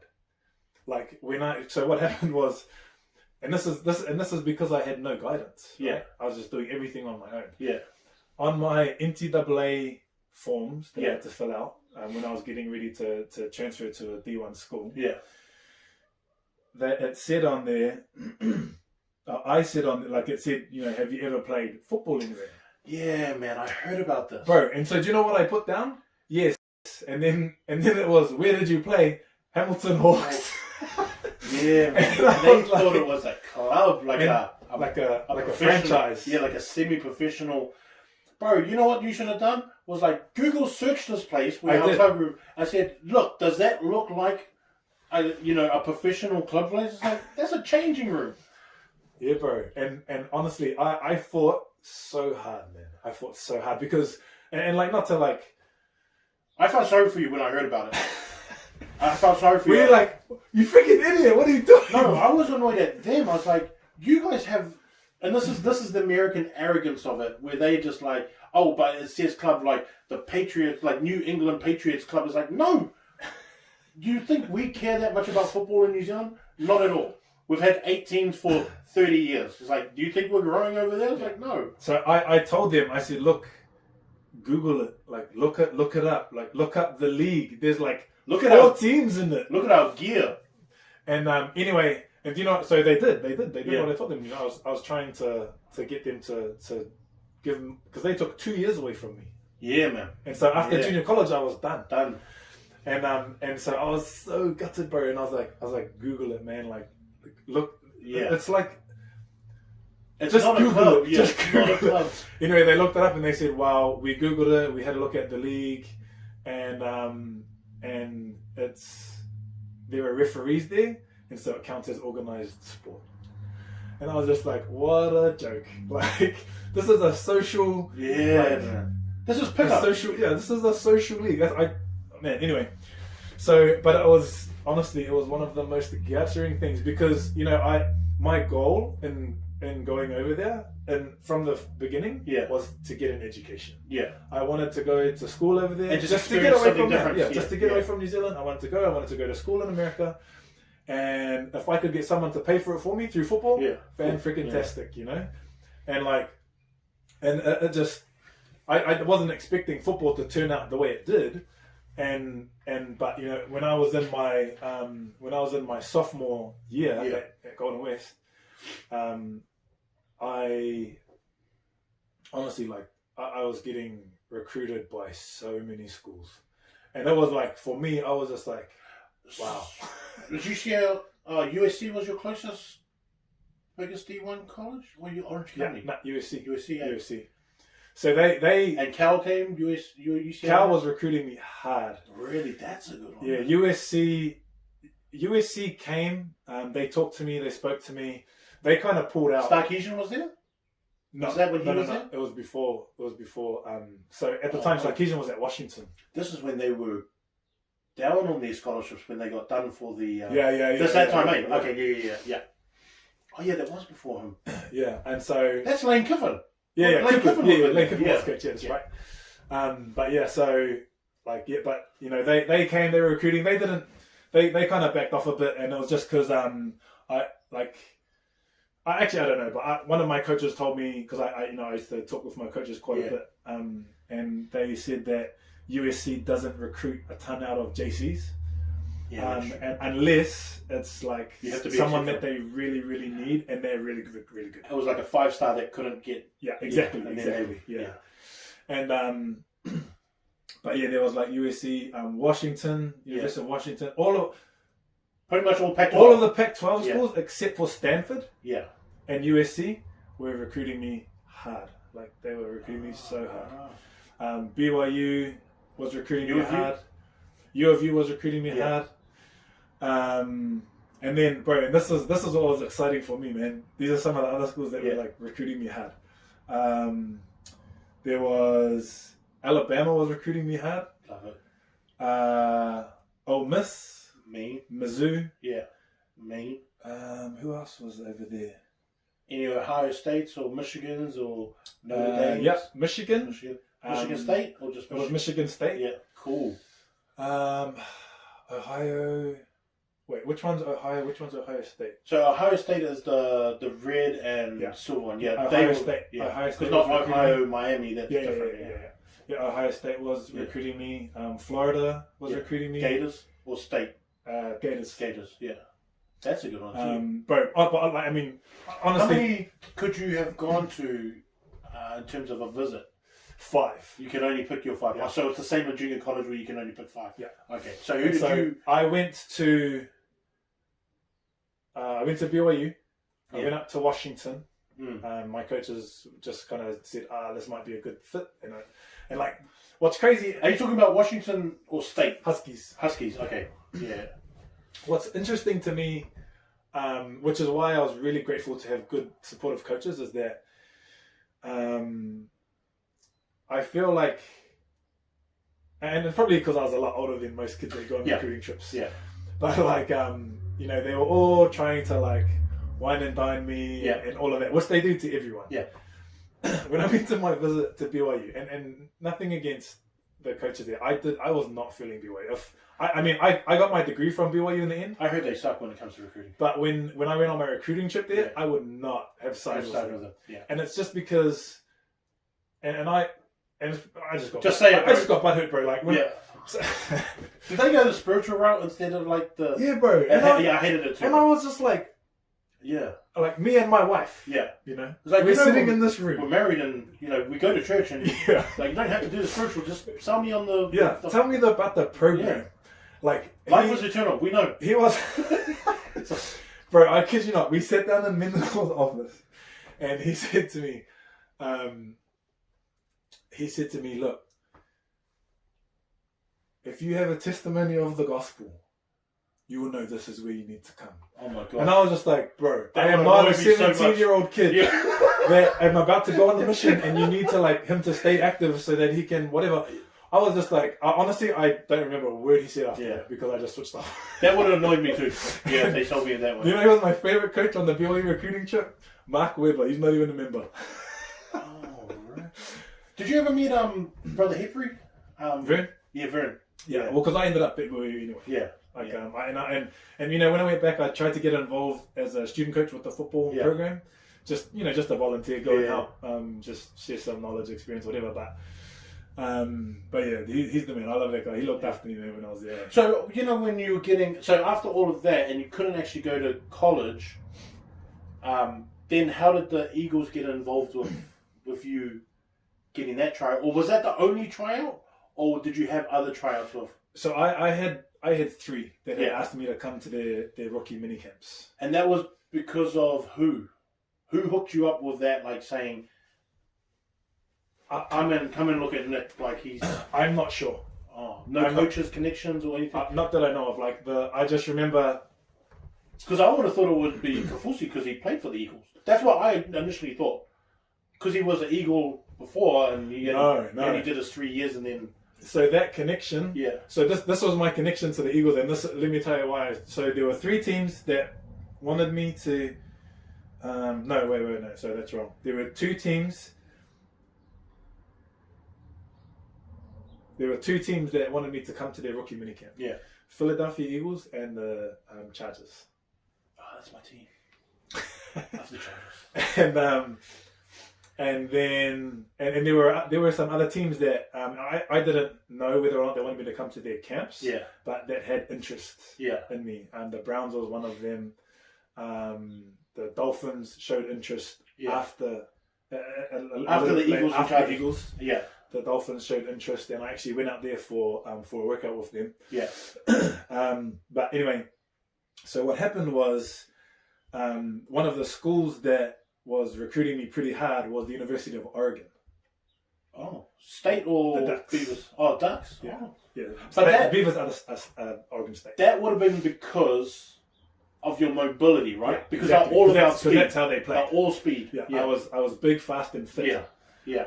And so and I made it like when I played at junior college. Like when we play rugby, when someone makes a break, if you're there, you chase. Yeah. Because you don't know what's going to happen. You don't stop. Yeah. You just don't stop. You know. And see, like football mentality. Yeah. But football mentality is you go hard for 3.5 seconds, your job is done, and then whatever's 10 yards away from you is 10 yards away from you. I just made it a thing, just a personal thing of my own. I'm going to get to the ball. Yeah. I'm going to clean out the ruck. Yeah. Straight up. But that's why everyone likes Quentin Nelson from the Colts, is because that's what he does. Yeah. He chases everything. When I'm done with my job, I'm going to chase that ball. And you know, that one where my running back jumped over my shoulder, that was the result of me chasing the ball. I made another block, he scored a touchdown. But so I just made it a thing, and because like what people don't understand is here's this, you know, offensive tackle that's good. Yeah. There are thousands more offensive tackles that are good everywhere else. And so I needed somewhere to stand out. Yeah. And I was like, I play rugby, I play basketball, I'm fit. And I mean, so I'm going to start talking in pounds now because I can't do the conversions. But when I first started playing, I was like 116 kilos. I was about 265 pounds, which is tiny for a lineman. By the end of the season, I was 280 pounds. Oh, good. Yeah. By my sophomore season, I was 300 pounds. Jeepers. And so, but again, this was just, and bro, honestly, that was the hardest part, was putting on weight and not putting on bad weight. Yeah. I was just had to eat all the time, always felt like I was going to throw up. And because I just was always full. Yeah. And then lifting so that I wasn't, you know, like trying to convert calories instead of. That's true, yeah. Anyway, I'm not qualified to talk about all the scientific crap, but But you know, I worked hard. I worked hard to put on the weight that I wanted to put on, and so that was how I told myself I was going to stand out. I was going to be technically sound in terms of, you know, my game, good knowledge of my role as a tackle, and then I worked harder than anybody else. And so whenever the ball went past me and I was allowed to go forward, I would go forward and I would chase the ball down. Because the thing about that was when you see it on film, it's funny too, because some people don't realise it, is that when you see film and you see like a slant or like something like that, everyone goes, okay, those are the normal numbers of 6:15. But then it's like when you see a 90-something there or a 70, so it's like, what's that guy doing there? It's just like that kind of thing. Yeah. But the more that all these guys that watch film and see that, they're like, oh, he's always down there. Yeah. And that was my thing. Or he's just coming into screen and be like, okay, but he's the only high double-digit number that's over there. He's the only unit with the 60-something on his back. That's by the field. Yeah. It's like, what's that guy doing there? What's that number doing there? But then, and to me, like, because football is so stop-start, and I mean, it's very, very explosive, and it's a very tiring game. But because I was used to playing 80 minutes, you know, for Hautapa, I used to playing 40 minutes of just running, playing basketball. Yeah. For me to do my explosive job and then have a 3/4 sprint down the field was not hard, you know? Yeah. And honestly, that's what because that's like blowing out a ruck and then standing up and then going down, like that kind of stuff. And so that's kind of just what got me noticed, and I think that, you know, what I was getting at before is that because there's just such this huge talent pool, I just needed to differentiate myself somehow. And so I took my strength and my background in basketball and rugby and applied it to football. And after I'd done my football, then I go for a run, you know? Yeah. And you're right, you're exactly right. I always got seen on film. Even if, you know, I made an average block or did nothing, like you say, I was by the ball when the tackle was made. And but anyway, so because Oregon was recruiting me so hard, Chip Kelly was the coach at the time. Oh, okay. So you had to move to the Eagles. And so Chip Kelly went to the Eagles. That's how it is. Like, okay. Between him recruiting me and me getting my 2 years of eligibility taken away, he had moved to the Eagles as the head coach. From Oregon. And so this is a crazy thing. There was one of the recruiters he was the recruiter from Ole Miss. Yeah. Samoan guy. His last name's Aingamawa. I can't remember his first name. Yeah. But yeah, so Coach Aingamawa, he contacted me and said, "Hey, I'm really sorry. I heard what happened with Oregon, because what happened was Oregon said, look, has anyone taken charge on this for you to fight against the NCAA?" The eligibility thing. And I said no, and so the O-line coach, you know, he was the one on the phone, and he said, look, the coaches and our staff have agreed to, if you will verbally commit to Oregon, we will fight the NCAA on your behalf. And I mean, I was distraught and in need of a miracle, and so I was just like, I said, I'll come to Oregon, I'll come and be a Duck, you know? Oh, really? Yeah. So I committed to Oregon on that premise that they were going to fight for me. Good school too. Good school. Good program. Yeah. In terms of football, decent education. Yeah. But anyway, so they fought. We appealed a number of times, and after the last one, you know, it went up as high as it could. Got denied. Yeah. Then Coach Greatwood, he was the O-line coach. He called me and said, "Look, man, we've tried our best, and we're sorry, but there's just nothing that we can do." Yeah. And you know, that was kind of the last time I spoke to him. He was just kind of saying, "Good luck for the rest of your life." Really? And I was gutted, bro. I was so gutted. Anyway, then Coach Aingamawa, he called me in and said, "Hey, I have a contact who's based in American Samoa, but he helps the island kids come over here and play. Yeah. He has some contacts. He's going to call you in the next couple of days if you want." And I said, "Yeah, please, you know, I'm happy to talk to whoever." Anyway, he calls me, and I can't remember his name, but his number's still on my phone. But he calls me and he's like, "Hey, you know, this is," he's essentially, what he was is, he's an agent now. At the time, he wasn't an agent. Yeah. He was just from a school in Samoa, white Palangi fella. Yeah. But he was helping kids. Anyway, he said, "Look, I have some contacts. Let me make some phone calls." Yeah. 2 days later, bro, I get this phone call, and he just said, you know, answer any call that comes to your phone. So 2 days later, I had a phone call from a Philadelphia number, and I was like, picked it up, and it was one of the recruiters from Philadelphia, from the Eagles, and he just said, "Hey, look, I know this person in Samoa, and he kind of told me your story, and we did a bit of homework and watched some of your film, and we're really interested in you, and we want you to come out to the rookie mini camp. Yeah.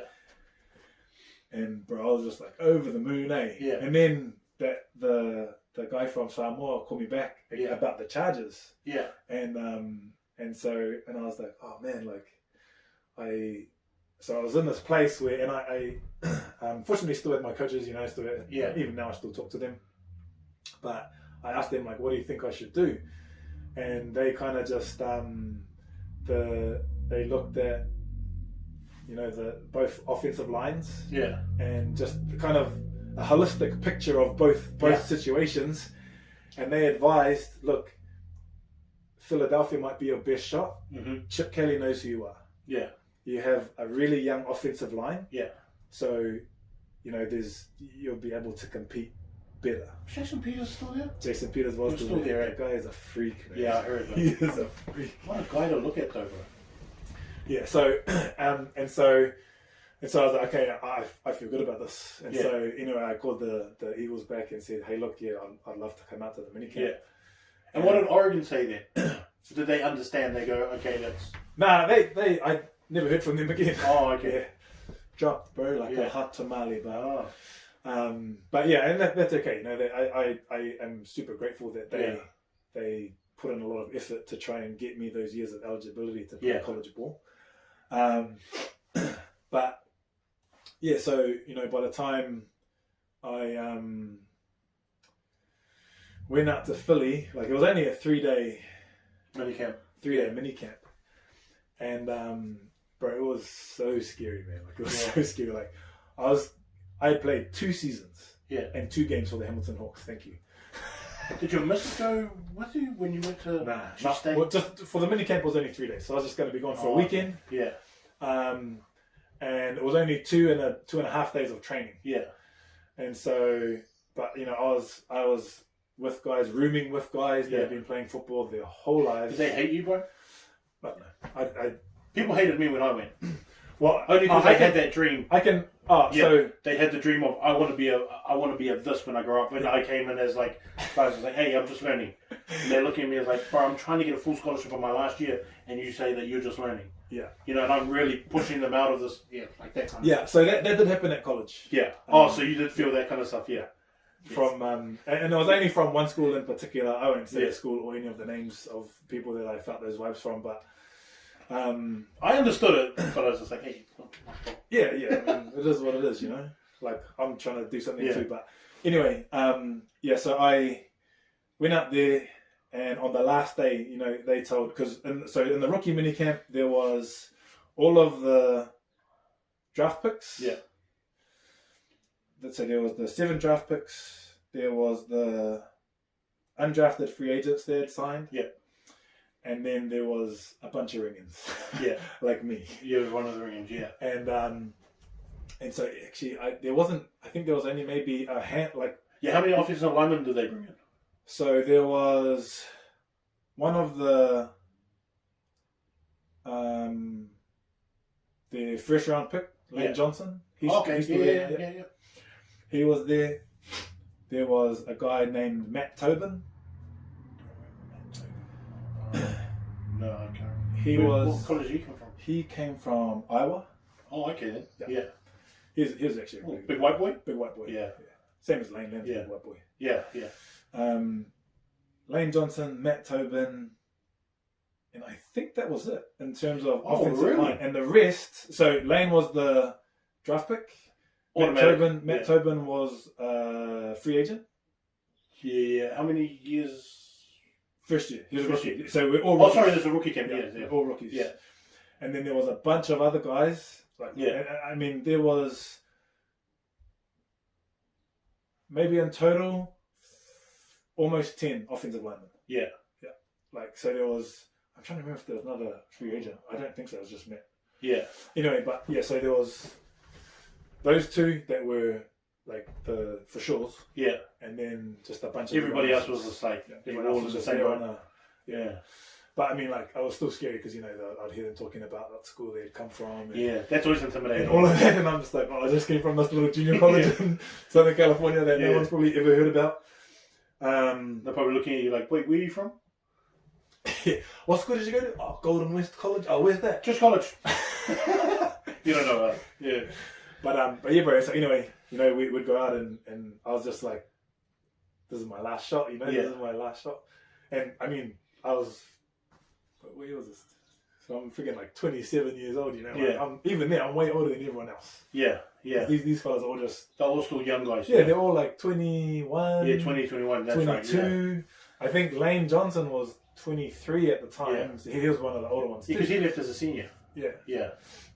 And so, or maybe it was 22. Anyway, but I've got like 4 or 5 years on all these guys. Was he just that good even then?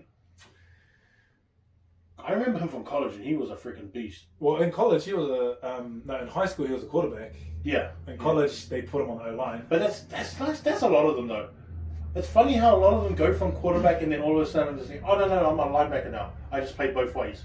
Yeah. And then just depends on what college you go to. Exactly. They're like, on you're more of an athlete than where they anything have else. a need. Yeah. So it's like, and that's what Lane was. Yeah. He was an athlete. He was just like. And he's one of those guys that's like, oh yeah, I'll play basketball. He's like, he's the man at basketball. Wait, how do you play rugby? I think I can do that too. It's like one of those guys. Yeah. But yeah, so like I just left it all out on the field, man. Yeah. And then on the Saturday after our last, so it was a Friday, Saturday, Sunday. That was the minicamp. Yeah. On the Saturday night, they told us tomorrow, everyone bring all your bags. Like I think there must have been like, I don't know how many of us there were, but there was a bunch of guys, that were ringings. They're on like a trial basis. Yeah. And they just told us, look, bring all of your bags and everything from the hotel. Check out of the hotel. When you come here, leave all your bags in the locker room. After the last session today, everyone's on the shuttles back to the airport. Yeah. Here's your tickets, blah, blah, blah, blah. And you're going and whatever. You're going home, pretty much.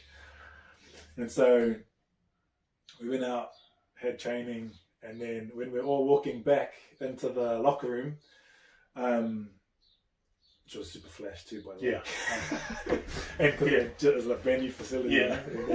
Anyway, so we were walking back into the locker room, and then there was a bunch of the administrative staff in the hallway, and then I was walking to the locker room, and one of them pulled me aside and said, "Hey Nick, just go have a shower, get changed, and hang out in the locker room." Yeah. And I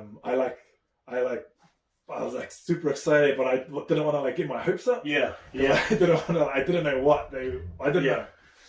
And so anyway, went in and had a shower, and I was just waiting in the locker room, and they said, "Oh, can you come upstairs?" And so I went upstairs into the offices, and they just kind of told me, "Look, we really liked what you did out there over the camp, and we want to sign you." So I called my agent, and then had a little chat with him, and he said, "Yeah, man, do it."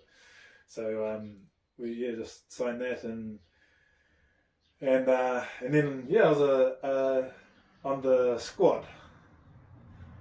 What was it like?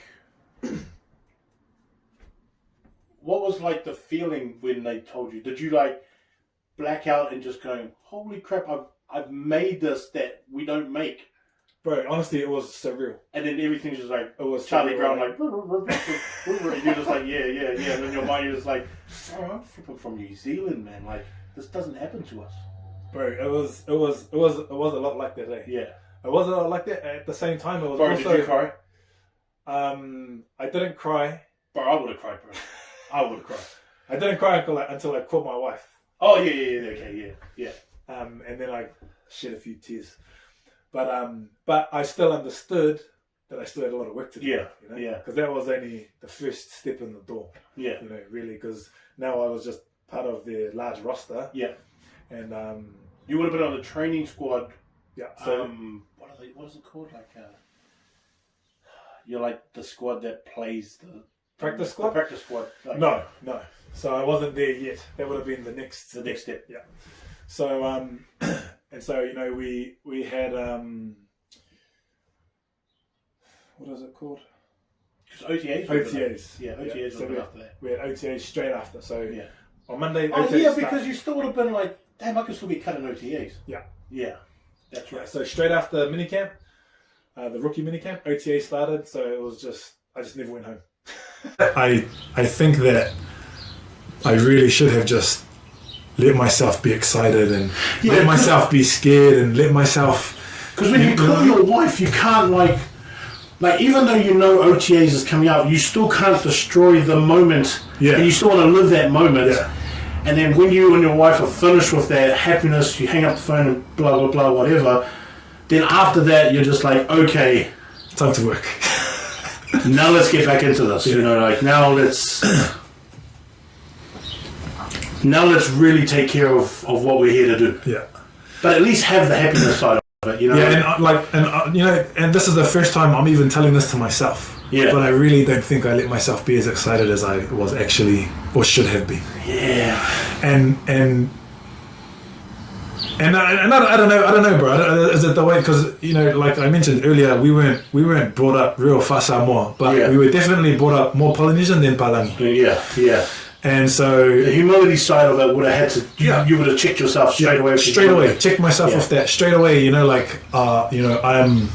This is great, but I still have to be myself. I still have to be humble. Can't get big-headed. Yeah, and not, you know, not even. There's no right or wrong to that either. There's not, you know. Yeah. You're allowed to be, man. Yeah. I accomplished something amazing. You accomplished what I wanted. That's exactly why I love that you did it. And I had like I remember when you made it, and then I had this thought of, if that should have been me. Yeah. But I didn't, and this is something that I thought I would have felt. I thought I would have felt jealous. But at the same time, I was looking, I was going, well, no, because I was happy with the decision that I made not to do it, and Nic just took it that extra step and he made it. And I thought, flipping hell, that's great, man. That's someone. What I did get pissed off at was that our media here didn't cover you. Which annoyed me so much, because that's like the Stephen Adams thing that pissed me off, was that the Stephen Adams made it to high school over there, and I knew straight away that when he made it to high school, I was like, no, he's not going to high school. He's preparing to go to Pitt. Yeah. But I knew that.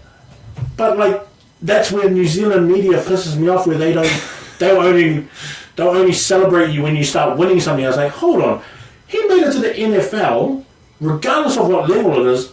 Who's done that? Ricky Ellison, Dave Dixon, who else? There's no one really else that has done it that far, which annoys me, because we should celebrate all those kind of things. Like, look at Scott Dixon, who's been racing for how many years, and we still don't give him his roses when he wins. Yeah. So I'm actually curious, just while you're talking about this. So, you know, after I went back to school, and I went back to BYU, Paul Asike, he got picked up by the Cardinals. Yeah. Did they cover him here? The Bears and Cardinals, sort of. Yeah. A lot more than they did you. Yeah.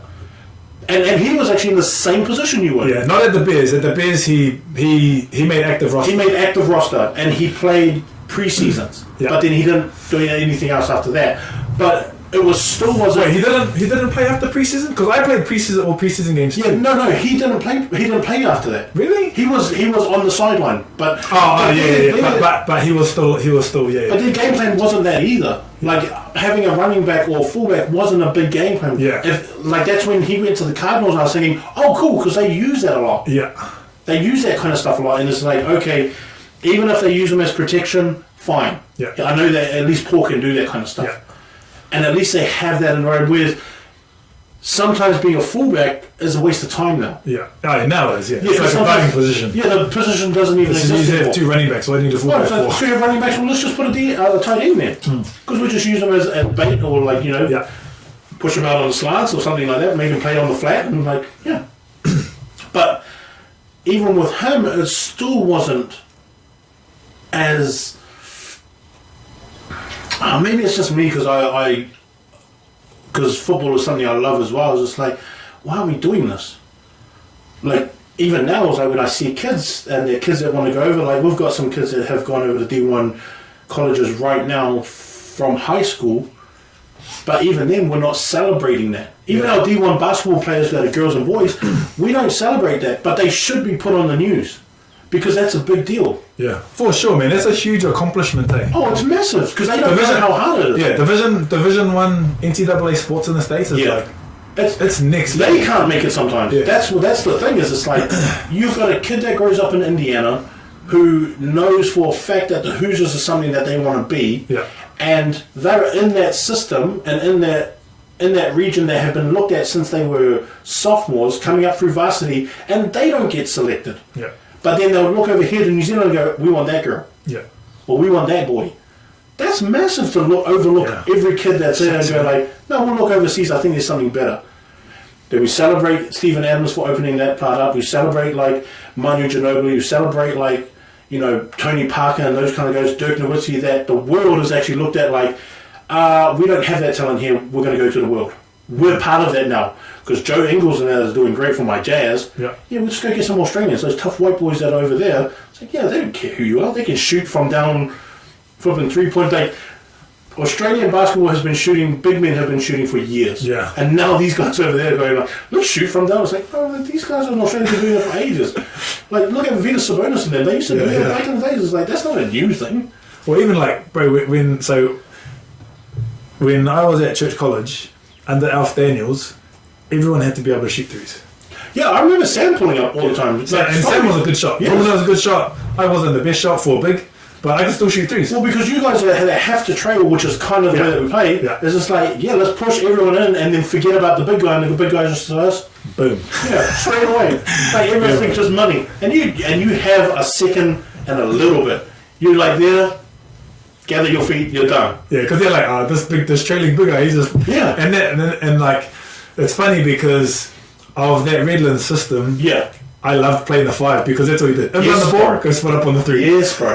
And even then, you have enough time to step forward, maybe into the little, and you're shooting from the free throw. But that's where, like, that kind of stuff to me is just like, well, yeah, man, we have those athletes here. That's what annoys me so much about our football program and pisses me off about New Zealand Gridiron is that you guys are so annoying in the way that you guys want to control everything that our kids are not getting anywhere. Yeah. The reason why I recruited myself to go over there was because I knew and I looked at everyone else and I was like, wait, how many years have this been running? And we still only have 8 teams? Sometimes 7?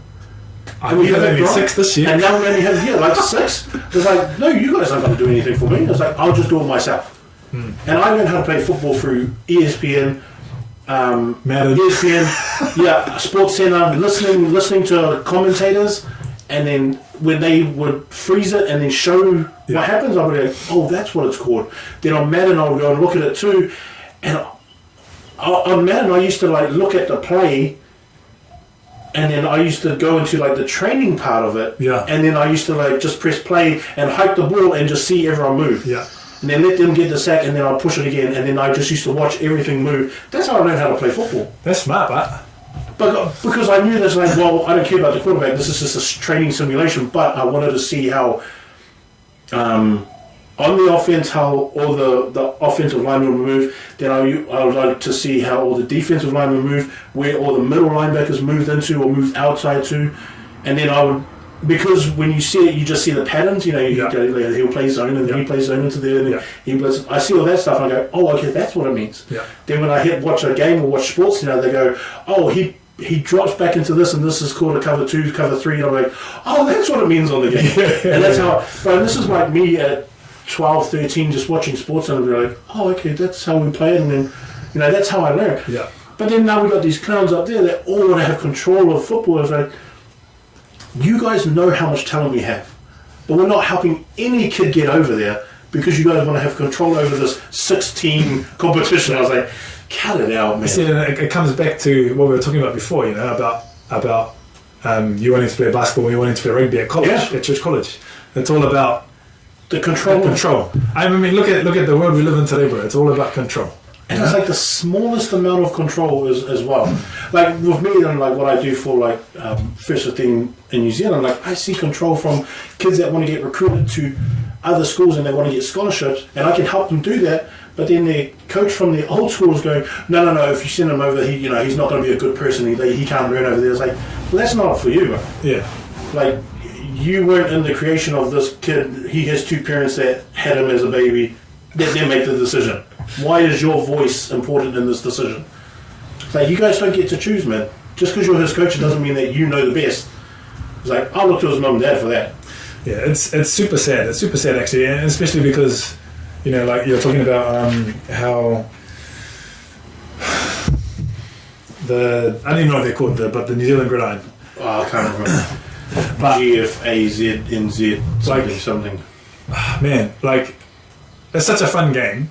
Love it. Such a fun game. And so this is funny actually, and I think Kiwis traditionally, that's what we are. We're very traditionalist. Yeah. We don't like change. We don't like doing things differently. Yes. From how we don't like things that are different, just in general. Yeah. Good on you wear tons of protective gear for good bloody reason. Yeah. You know, I mean I'm the same. Before I started playing, before I went over to the States, I would like watch Good on because it was fun to watch. Yeah. But would think, man, like these fellas aren't hard like Kiwis because we play rugby and they play Good on and they wear pads. Yeah. When I put some pads on and I went in and played Good on, I understood why. And I was like, holy crap, this game is brutal. Yeah. Like, and even with all the protective gear, you get freaking wasted. Yeah, it's like the impact is sore. Yeah. Like the impact is sore. Like when you come out with the bruises on your forearms or on your side, or you get like where the pad didn't go to and they hit you on the side. Yeah. All of a sudden you're taking a shower, you're just like, fool, is that a bruise? And you got this big ass black mark down your leg. All that kind of stuff. But I'm like you, where I was just like, well, rugby's played different. We don't run in recklessly to smash on. And football is changing that now. Because they're starting to look at rugby and go, okay, we can still come in with impact, but we're going to make the tackle with our shoulder first. Yeah. And then wrap up. That's what I hated about football. I know. I'm DBs like, you guys can't tackle. Yeah. Stop flying in because that running back's going to take the hit and then find his feet again. And he's still running. Yeah. Like, you know, I was saying, wrap him up. Like, so they actually do that now. Yeah. They have rugby coaches go over and coach some of the Seahawks were the first ones to do it. Yeah, Seahawks. Yeah. But yeah, it's super interesting. What's sad is that the governing bodies here in New Zealand for Good Iron or maybe for any sport, you know? Yeah. In order for the game to grow, like that kind of exposure is very, like, it's freaking awesome, you know? Yeah. Like, one, helping people to get there, and then telling their story back here. Yeah. You know? Yeah. That's what's gonna grow the sport. That's what's gonna grow the game. Which is why I'm talking to you. Yeah. But it's sad that and a lot of the time, you know, kids want to do these things, but they don't know how to go about it. Not everyone's had the initiative. Not everyone has the initiative to go and start emailing coaches in America, or you know what I mean. Like man, I'd love to help kids from here get to over there. Yeah. Because there's so much talent here, so much talent, bro. And because of the way we're wired, and especially Kiwi athletes are wired. Man, they're made to be successful over there. But that's why, like, even when we were talking, it's just like, you know, in rugby we have to take care of so many different things. In football, it's not like that at all. And the New Zealanders watch it with the same way they watch rugby. It's like, oh, someone organised it. Exactly. It's like, no, it's not. That's exactly it's not at all. It's like, oh, you guys play rugby. You guys are just all in a scrum. I was like, for one, a scrum is just 8 people going at each other, not a whole 15 people all just running around and, you know, like that kind of stuff. And it's the same with New Zealand. So I think, if I'm a lineman, I don't care what my wide receiver's doing. Yeah. You don't have to know what he's doing either. You just take care of this guy and whoever comes over there. Yeah. Those are your 2 responsibilities. So when I would try and, like, even like friends, family, whatever. Yeah. When I would try and explain to them football, like, you know, Kiwis. Yeah. Because it's so funny that you say that. Like, we look at people that don't know football, look at football and just see a pile of bodies. Yeah. People that don't know rugby look at rugby and see a pile of bodies. Yeah. And so, like, it's super funny. But when people would ask me about football and say, I don't understand. Like, there's just so much that I just don't get. Yeah. The way I would explain it to them is, look, football is a game of set piece. Mm-hmm. It's just everything that's done is set pieces. Yeah. You have, you know, like, it's just like a scrum here or a line out here or whatever it is. But it's just a game of set piece to set piece to set piece to set piece, and then the game stops after the set piece. But because I explain position relating it to rugby. So I go, for instance, your props. Your props are going to be your centres and guards, or they're going to be your defensive tackles or your nose tackles, because all the bigger guys. Then you have your locks, who are probably most likely going to be tackles. If they're fast enough, they're going to be on the opposite side and be defensive end, or you're going to get linebackers who are also like your flankers and number 8s, who are going to be middle linebackers, outside linebackers, that. Then you've got your midfielders who are also going to be running backs, or the fit and fast enough, they could probably transition to a DB like a safety or something. Then you've got your wingers and fullbacks who are all kind of receivers and DBs, depending on how tall they are. Or sometimes you get DBs who are 6'3" now. How well they run the ball, or how some well people are chasers and some people are catchers. That's how I kind of explain position-wise to rugby players, and even when it comes to football. I'll go to football. I'll go to football players and go, well, your big fellas, or your offensive linemen, these tackles, they're like props. It's like they just do all the smash and bash, ugly stuff that you don't want to do in the rucks. I said, but with your linemen, at some point they're going to have to carry that ball, and at some point they're going to have to hold it, and you can't get held up, or you're handing that's turnover. And I explained it like that way, and I said, and at some point, your wide receivers, your slot players, and your tight ends are all at some point going to have to make some tackles, and your first 5, who's your quarterback, does everything pretty much. And I kind of break it down for both sides like that, because that's how I see the game as well. That's super accurate. When I watch rugby and I see these kids, I go, holy crap, I would love him to be on the edge, or I'd like him at linebacker. This kid is so smart, and his body is just made for football. I can see him as a right tackle. And I always see it in the picture of, I can see him making a block on a nose guard, or on a nose tackle, and then peeling off and then hitting like a middle linebacker straight away. Just having that bang bang like that straight away. I look at kids like that here that play rugby. It's funny actually you say that, because man, sometimes I see kids here that they're like big, like athletic, but they don't excel at rugby because it's much the same in the States with football. The pool is big, but the opportunity to play at a high level in New Zealand rugby is very, very small. It's very, very small. At least in the States, you literally have hundreds and hundreds of colleges where you can go and play. And the upside to that is that you're going and getting an education for free. And so, like, when I see these kids in New Zealand that are just massive guys, they're like athletes, they can play rugby for a bit, they probably don't last very long because they're not fit. Man, some of those dudes are like, oh man, this guy is like, he would be such a good guard, or like he would be like such a good center. You know what I mean? Or like kids that are great rugby players, but because of the extremely limited number of positions to play after school, and like we don't have college rugby over here. No. We have club rugby, which is great, but it's not the same kind of. It's not. I mean, it's still great rugby, but. I mean, it's not a pathway. It's not a pathway. That's exactly what I'm trying to say. It's not a pathway. Like, you go and play because you love the game. 20s. That's the pathway. If you get put into club, you kind of just cut it by 60%. That you're going to make it. And you're exactly right. The dudes that play club rugby because they love the game. That's a love.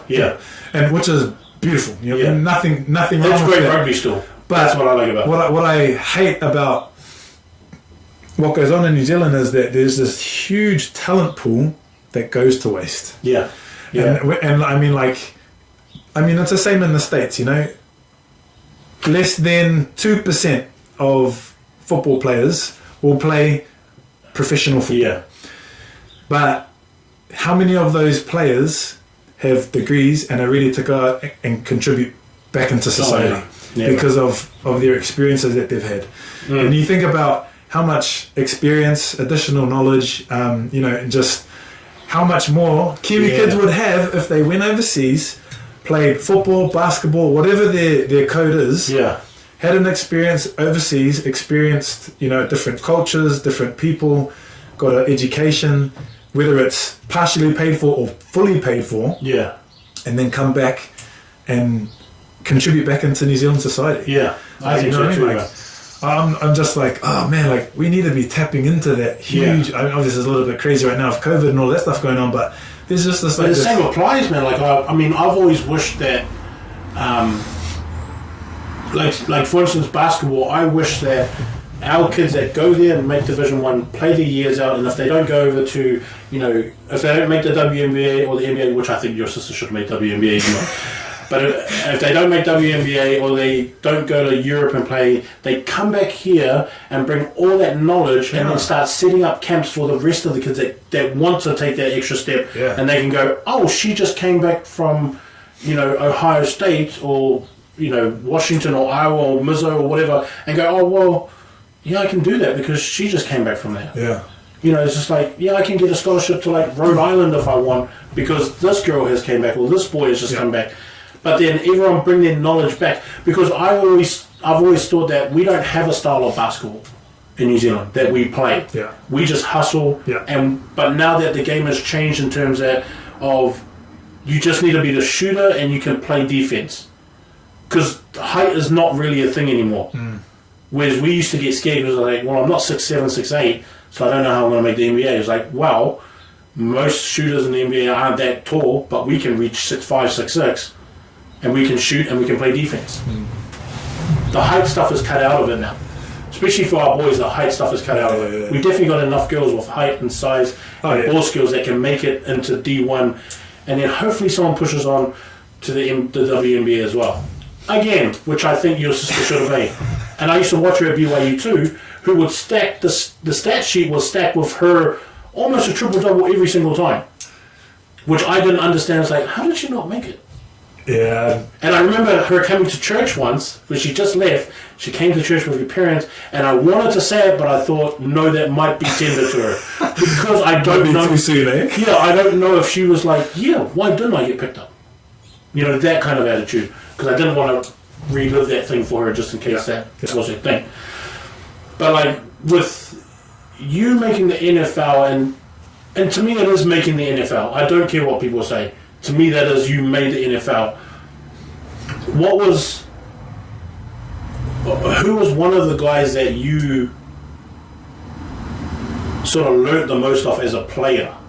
What player did you learn off the most? I mean, Jason Peters there, he's probably going to go down as like a top 10, 15, like left tackle of all time kind of thing. Yeah. He was just that good. He's up there with like Orlando Pace and that kind of. Yeah. So like, was he like a guy that you kind of looked at as well or mimicked? I tried to. As best I could. I tried to mimic Jason Peters, but honestly, he was a freak. Yeah. And he, being a rookie, it was hard too because there's like a certain level of, and even though Chip Kelly frowned upon hazing, like he just it really didn't happen at all. But there was still that segregation of the vets and the rookies. Honestly, one of the most influential players for me was Isaac Sopoanga, who he didn't even play my position. Yeah, he was mean. He's a defensive tackle from Hawaii. From Hawaii. So one guy from Hawaii played at the Niners for a bunch of years, and then went down to Eagles, and then after Eagles, I think he went to Cardinals, and then he kind of retired. But he played like. Was he at the Dolphins for them? Oh, did he? Maybe, I'm not sure. I can't remember. But I mean, he played in the league for double digits, Yeah, he was there for ages. Yeah. But he was, and I mean, in all fairness, probably because he was the only other Polynesian on the team. No other Tomlins? No. No one. Oh, true. At the time, it was just me and him. But he also kind of, for me, he was showing me how to do it right. And that was a big thing for me. And honestly, like, I don't think I've maybe told this to one other person, my wife. But I honestly think that if things had worked out differently, if I had gotten to even go and play 1 year of college ball before transitioning into the league, I honestly believe that things would have been very differently because I would have been a much more experienced player. Because side note, when they released me from the Eagles, First, I spoke to 3 people: general manager, head coach, and then my position coach. Yeah. General manager told me, as a general manager would, he just said, "Look, nothing against you. We like you. You're a great person, great player. It's just business. We can't carry you. Yeah. You need to develop more. We can't carry you." And I was like, "Sweet, I get it. It's business." Yeah. Head coach Chip Kelly said, kind of the same thing, a little bit more detail, but he basically said, "Look, you just need more time playing. You have tons of potential, but we can't carry you. Yeah, this is the NFL. We have to have guys that we can put on the team at a moment's notice. And we can't put you on a field in a high pressure situation at a moment's notice. And feel comfortable that you can do it. Yeah. And I was like, look, sure, I get that. I understand. Yeah. Position coach, pretty much the same spiel. Yeah. But like for me, that was a huge win. Yeah. I left there, and I was like, bro, do it. Yeah. I competed with these dudes, and I could compete with them athletically. Yeah. The only thing that I lacked was that I was slow to make decisions on the field. Yeah. Because I just lacked that muscle memory experience. Yeah, exactly. Experience that you and to go from a junior college to the league. Yeah. Honestly, this is my personal opinion. The only difference between playing at a junior college and playing in the league was how fast the game was played. Physicality, same thing. Yeah. I've heard that as well. Yeah. And it's just because, I mean, but the speed of the game, oh my gosh, like it was worlds apart, and that's where I struggled, but rightly so. I had played 2 seasons at a very low level, 2 games for a social club, and then anyway, but what I was getting at was that if I had been in a different position to actually compete at in terms of my knowledge of the game at that level, I don't know that I would have been ready for it. Like ready for everything that comes along with being an NFL player, the fame and all of that crap. Like I honestly, as a person, think I would have straight up just been a dick. Yeah. Were there any other members on the team? Yep. Who was the other members? There were 2. They were brothers from BYU. Oh, really? I just finished my thought. Yeah, who were the other members? Oh, frick. What were their names? I actually can't even remember. I'm just trying to remember. Were they from BYU? Yeah, from BYU. Reynolds. The Reynolds boys. Oh, yeah. I know. What's their first names? I know who you're talking about. Scott Reynolds. True. Because both of them were returned missionaries as well, eh? Yeah. One went to like Hong Kong or something like that. And I'm not sure. But anyway, the younger brother, they cut him to sign me. Oh, okay. Yeah. And it was a little bit awkward at first, I'm not going to lie. Yeah. Because hey, should we go to church? No, me, bro. No, he was all good though. I didn't want it to be like awkward, so I just straight up talked to him about it. Yeah. I was like, bro, is it like a little bit awkward? Like, I obviously I didn't know that your brother was going to get cut so they could sign me. And he was like, nah, it is what it is, bro. It's the business. Yeah. And then that was the older one that was still there. Yeah. But anyway, I just don't know that I would have been ready for that, bro. But the reason why I say Isaac Sopwanga was really good was because he was just like a really good example of, because he had a family. Yeah. I think he had 3 or 4 kids. Mm-hmm. And he was just like, when it's time to work, it's time to work. Yeah. When it's time to be a dad, it's time to be a dad. Yeah. And that's kind of the vibe that he put out there. Yeah. Super humble guy. Yeah. Super humble. And at the time he had played for 9 years already. But he would have been beat up, eh? He was beat up, yeah. But he was still the man. Like, right, no one trained harder than him in the weight room. No one went harder than him on the field. Yeah. But he was a mean prospect when he came out of Hawaii too. Yeah. I remember him. He was one of the best D linemen going around coming out of Hawaii too, where like Hawaii's not really that big of a product. Yeah. You would think there'd be a lot more defensive linemen or linemen coming out of Hawaii, but there's just not. But I remember him when he came out saying, fire up. This guy's a bloody monster. Yeah, so much talent, bro. It's so, like I think I can't remember the stats exactly, but bro, polys are like. Oh, the 60. See, that was the other thing, is that their 60 minutes thing that they did on Polynesia, on Samoans, where they said, like, you have like a 65% chance of making the NFL if you come from Samoan or Tongan lineage kind of thing. Yeah. That is also something that I think that Polynesian parents misunderstood. Yeah. So that's why they're like, they're going to make it anyway. Yeah, it's just like, I got 5 sons. Who needs grades? Yeah, 5 sons, 60% sounds good. Like, one of those guys are going to make it. Yeah. You know, it's like that kind of thing. But like, and that's really the wrong way to look at it. But it's terrible. But what I was getting at is that like we just have such a huge talent pool and opportunity, you know, for Polynesians, and I just feel like we're just not taking advantage of it, man. Yeah, I mean, I've got a couple of mates that they were good football players, and they have the same sort of idea and mindset as me and you in terms of helping kids get out of here, and it's just the older ones that are in there that are still doing it. But I feel like there's I think that there is an opportunity that we can help kids do it, right. And that we can put on training camps, and even if it is just inviting one coach to come down and go, see, because I've always had this plan, and coaches come here, bro, but they don't set up the camp for the best players. They just say, bring a whole bunch of kids. At the same time, especially with me when I'm involved with rugby, I could just tell kids, I said, hey, there's this camp here, you need to go down.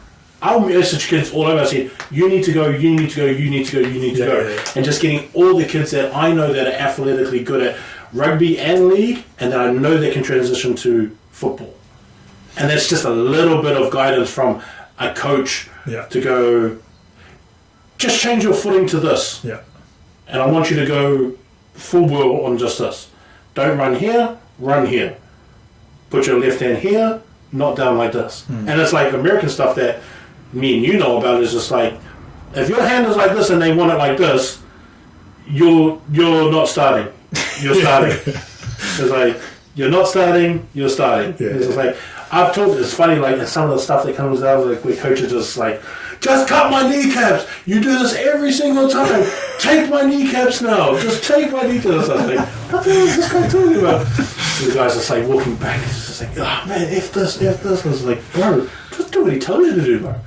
Yeah, bro. And but see, that's honestly, that's what I think allowed me to have the success that I did, as well as that I was coachable. Yeah. And part of that was probably just I had no idea what I was doing, and so whatever you told me whatever you told me I needed to do, that's what I was going to do. Yeah. And what I found was when I got to the Eagles, and the O-line coach would take us through drills, and he would say to me in front of everyone, which was like freaking awesome, but also a little bit embarrassing. Yeah. Was that he would yell at the other players that I could do technique stuff better than they could, and I've only been playing for 2 years. Yeah. And I'm sure everyone used to be like, "Fuck Nick." But honestly, and it was just because I had a really good O-line coach at Golden West, and I had Jesse Sapolu, who played 14 years for the 49ers, teaching me fundamentals. Yeah. And because I listened, I was set up. But that's where the arrogant side of American sometimes, with the too much confidence, is that sometimes you can't tell these kids you're not doing it right, because the kids will always go back to the same thing of like, yeah, but who got 5 pancakes? Yeah. I did that. I led 2 touchdowns in. Like they go from that angle. It's like, well, I'm not doing too bad. And it's like the thing with like making kids sometimes the example is just like, if a kid's not doing well in school, cut him. Stop worrying about your Saturday win. Yeah. And make him understand you can't just get through, because in college there's 5 of you like that. Over there. And that's so true, bro. And what this is what does my head in about American football culture. It's all about football and not about the kid. Yeah. 100%. Yeah. They like to pretend. New Zealand's the same way with rugby. Yeah. They like to pretend it's like, we're building men who can lead us. It's like, F up, you liars. It's like, you just want him to play good. Yeah. But then they spin that, and then football does the same thing. They spin it and they're just like, we want to build leaders for the future and blah, blah, blah. So it's like, no, you don't. You just need him to win the next game. You need him to bring that crowd in because all those tickets are 100 plus, and you need that money. So don't tell me that we're here to build leaders and men and greatness. Like, whatever. Just tell us you're winning games and we can get over that part. Yeah, I know, and that's the worst. Like, and even at BYU, like if kids were doing well academically, there would be some other excuse. Carl Van Noy. Yeah, Carl Van Noy, exactly. Carl Van Noy. I don't care what anyone says. Some other excuse. Yes, he's injured. He hasn't been cleared to play. BS. Tell everyone that he's down on his grades. Yeah. Hold him accountable, and he will pick his act to get What party was he at? We saw him out. What are you talking about, Carl Van Noy? Yeah. But that's where guys like Jamal Williams, who is not a member at all, and he just kept to the rules, and he's like, I chose to come here. Yeah. Then he'll go home and do his party stuff and whatever. When he came to school, he's respectful. I like guys like that, man. Especially it's hard for people at a school like BYU as well. Yeah, it is. Especially non-members, they just don't understand all that kind of stuff. But when you're a member and you do it and you still go the other way, you're just like, damn it, Dick, you're a kick over. But no, you're right. It is. But like that's hard to change. Yeah. Because that comes from top down. Yes, bro. So that's hard to change. But what we can change is awareness. The awareness, and that awareness of, hey, there are opportunities over there. You just have to make a few changes, like a few tweaks to your game per se, and make sure that you're academically up to speed. Yeah. And honestly, it's not hard. Like, what is it, 2.5 GPA? Yeah. It's like a C pass, Because they're not asking you to get like a 4.0. They're just asking you to pass. Just be above this. Yeah. And man, Kiwis are capable of that. Yeah, bro. Kiwis are capable of that. Yeah. And so, like, bro, I'm super. I've been home just over a year now from the States. Yeah. And that's I really do want to get involved in this and helping kids get over there. Like, I still talk to coaches like on the phone. Like, even I was just the other week. I called the coach and just we're catching up. But like, I still have connections over there. Yeah. And man, I'd love to like team up with you and whoever else there is. There's a guy back in the 80s that used to play for Cal. He was a Golden Bear too. And he still has contacts there, and I know that as well. He's been part of football with Metro Lions and that for ages. But what I want to do is that I want to wean out all the guys that have been doing this and haven't made changes. Yeah. Because they're just going to bring the same idea and the same controlling ideology that they've done with all the rest.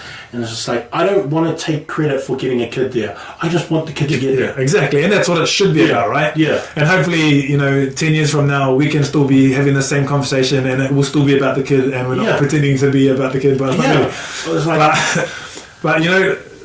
like for me, I just think that the beneficiary of the situation where the kid goes over obviously is the kid, because one, they experience something outside of this. Yeah. I love New Zealand, it's always going to be home to me, but at the end of the day, the world is way bigger than New Zealand. Yeah, 100%. They get to experience that, they get to be educated, they get to come home and they get to influence others, bro. Yeah. Their families benefit, communities benefit, like there's just so much potential, bro, to send over there and bring good things back. But anyway, bro, it's been mean that you've come to sit down, and honestly, man, I want to do this again. And like, honestly, bro, like, this is stuff that I think kids need to hear, and also everybody else. But thanks for coming, bro. Just get back to your missus and your what life is now. Yes. All right, high school top 200.